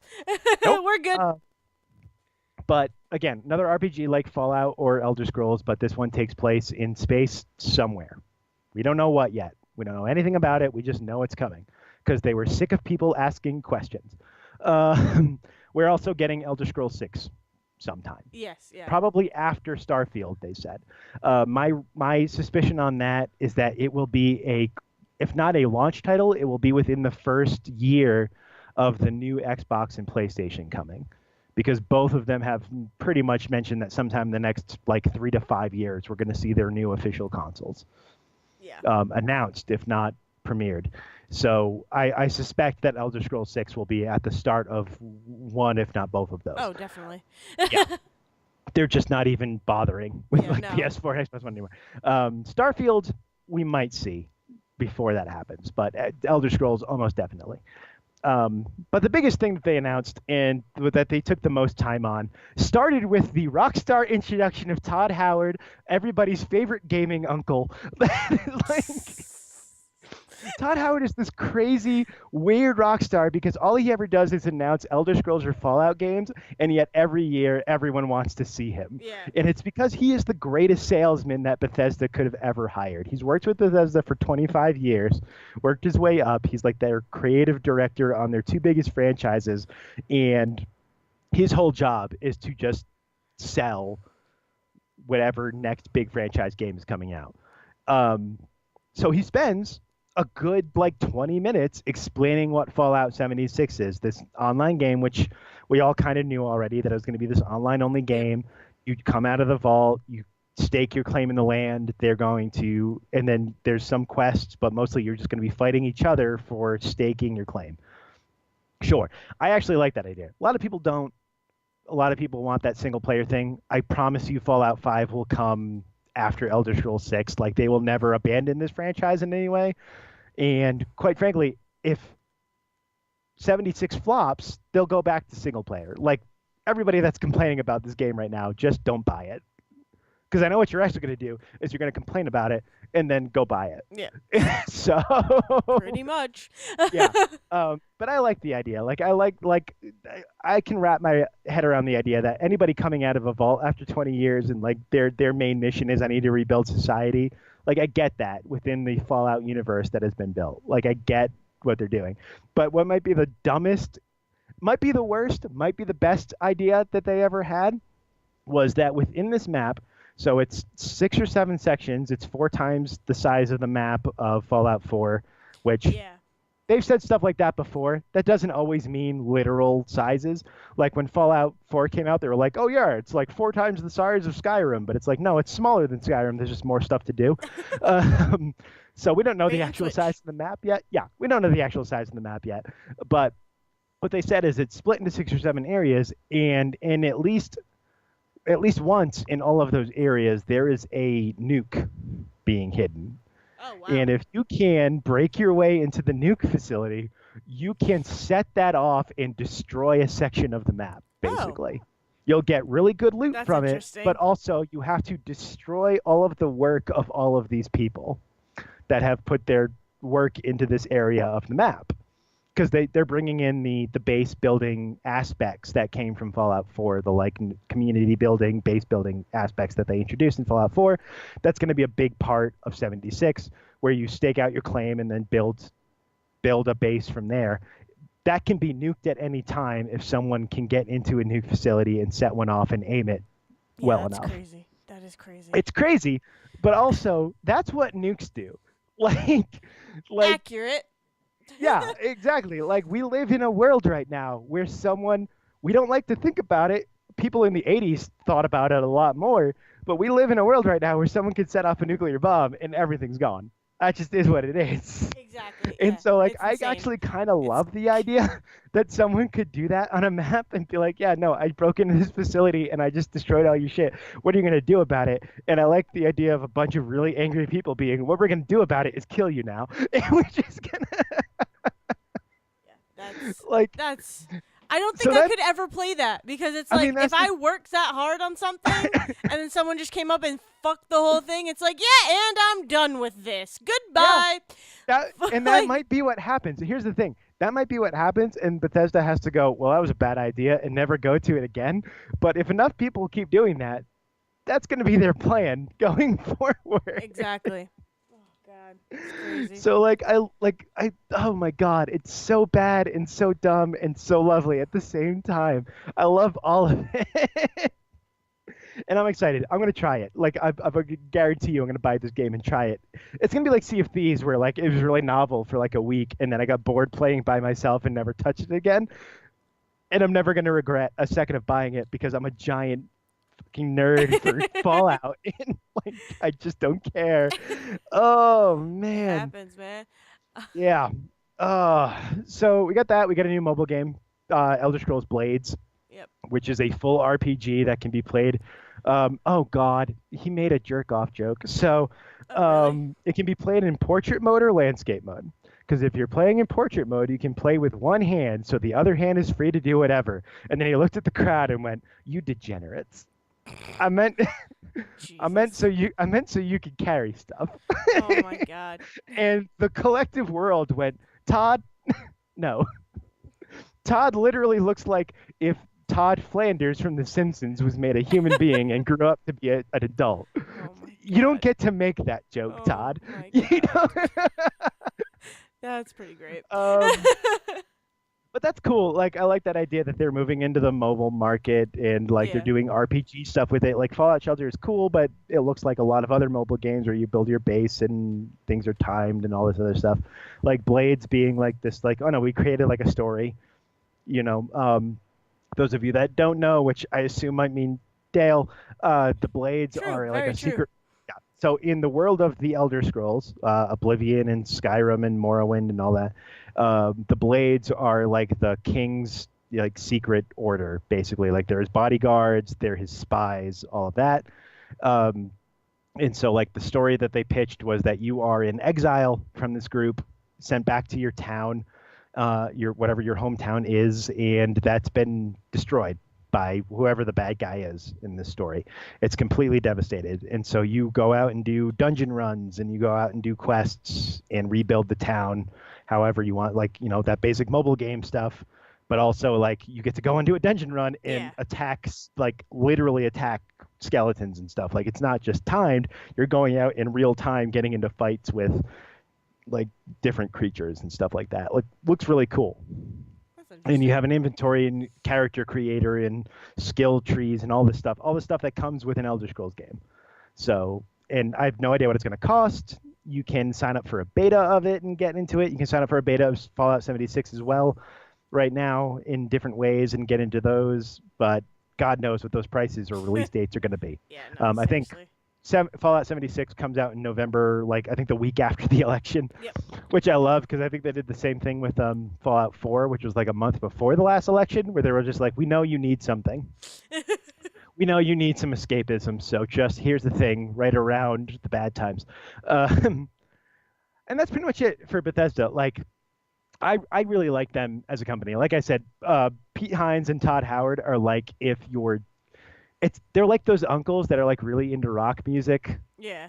but never had kids, so they're just like every time they come to like a family gathering, they're like they're about half a step dressed down from everybody else, Yeah. and they're drinking all of your beer, and they're like, oh, let's put on like cheesy TV, or let's drink all of this Budweiser and let's talk about We like got rock this. music. Yep. Yeah, let's talk about rock music and Star Wars. Like that's what these two guys look like.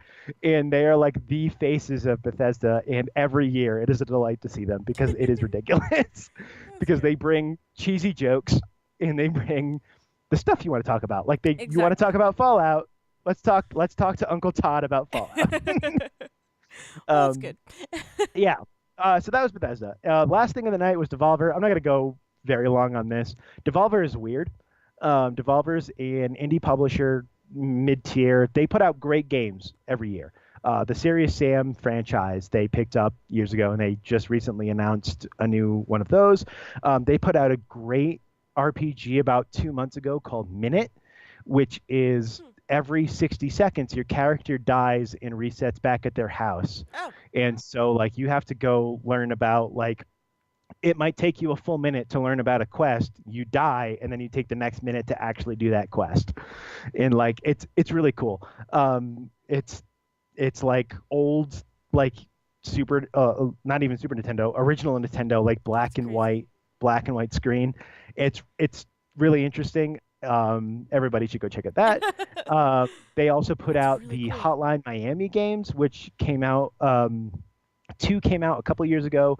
Uh, the first one came out maybe a year or so before that, and really blew people away because they were this really, um, everything was handcrafted. It wasn't procedurally generated or anything, but it was this thing where like you would break into a house, kill everybody in this ultra violent way, collect a bunch of stuff, and go and do these weird hits.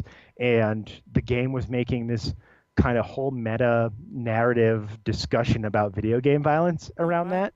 And like the second game really ramped that up by like giving you multiple characters to play as and giving each of them like these separate stories all about how their lives had become ultra violent Oh wow. because they're really terrible people in a lot of ways. It's really interesting. Like the Hotline Miami series is a really interesting series. I think that's where Devolver really came into their prominence because Hotline Miami blew up. This year and last year, what they did was they rented, quote unquote, who knows if they actually did this, quote unquote, rented space across the street from E3, and their whole thing is pre-recorded. It's like if Adult Swim put on an E3 press conference, because it's 20 minutes long. It's pre-recorded. It is a complete joke on the rest of E3. They have this woman come out. Her name is Nina Strausshammer, I want to say. I forget her last name. Wonderful actress. Actress sells this like crazy, but comes out and is like, I'm the CEO of Devolver. We're going to give you ultra violence. We're going to give you loot boxes. We're going to give you microtransactions, and you're going to take it because you don't have any other options. Nice. Like their whole thing is just like poking fun at all of the stuff that comes out. It's like, we've got corporate synergy, like all of those like big corporate words. Yeah. And last year ended with her head exploding. Oh, wow. They were just like, they were just like, she's like going through this whole speech, her nose starts bleeding, and then all of a sudden her head explodes. And it's like, oh, okay. Oh. We get the joke now. Well, there we go. The thing was, this year, kind of the same jokes, and I wish it wasn't. That sucks. In the same way that like an Adult Swim or a Family Guy joke can kind of run its course by being the same over and over, this was almost the same thing, where it was just like, they had a different guy at the start of it giving you the same corporate speech, and Nina pops up behind him and like breaks his neck and is like, yeah, no, fuck you, I'm back. And we're going to start, the first thing we're going to do is we're going to sell you a Bitcoin, which you can buy, by the way.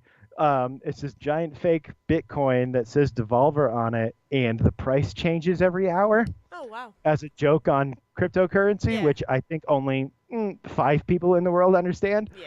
And so like, it's like, oh yeah, that's kind of a funny joke, but no, I'm not giving you money for that. No, and like all of that, like they just ran their course so much. Oh, it's such a bummer because it was so funny the first time, and then it's just like, oh, you don't have another joke to follow this up. Yeah, that's tough. And they also only announced like 3 games, none of which look interesting enough. Oh, cool. Like their best games are the games that come out without you noticing. They're just like, oh yeah, we published this awesome indie game, go play it. Knowing that their stuff is coming like a week ahead, like a year ahead of time, is like, I got nothing. This is not what I need. This is not what I wanted. Yeah. So that's pretty much it. I mean, that's the first 2 days. Oh God, I didn't even want to look at the timestamp on that. Oh. Oh God. The next one will go a little bit faster, maybe, because I'm definitely going to have a lot to say about at least 2 games I can think about right now. Yeah. But that's it for part 1, everybody. That got us through the first 2 days. Think of it this way: you got 2 hours of it. We got like 8. Every one of these things is at least an hour, if not a little bit longer. So we got anywhere from like 4 to 8 hours of this. Oh, yeah. So we promise you're getting a condensed version of what these things were. But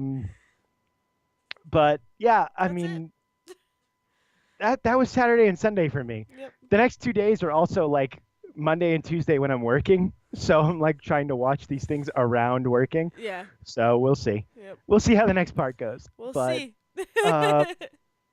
That's it for part 1 of our E3 coverage. Part 2 will be out next week. I have been Zach Sarwick. You can find me at Zerwisky. And I have been Dale Decker. I said it again. You can find me at Dale's Brain with a Y. DAYLE. And you can also follow sayreportjr on Twitter. As always, you guys can reach out if you want and tell us what you think about what we said tonight. Woohoo! Yeah, if you watched any of the extra streams, or if there's any games we skipped over because we just weren't interested in them and stuff like that, get in touch with us. We want to hear about why you are excited for other games coming out. Exactly. Like, I love hearing people tell me why they're excited for a thing. That's always exciting. So. Exactly. Well, you're going to hear us in a week. We're going to talk about this in like 5 minutes. But yeah. You got to keep the illusion alive, man. You got to keep the illusion alive. Screw illusion.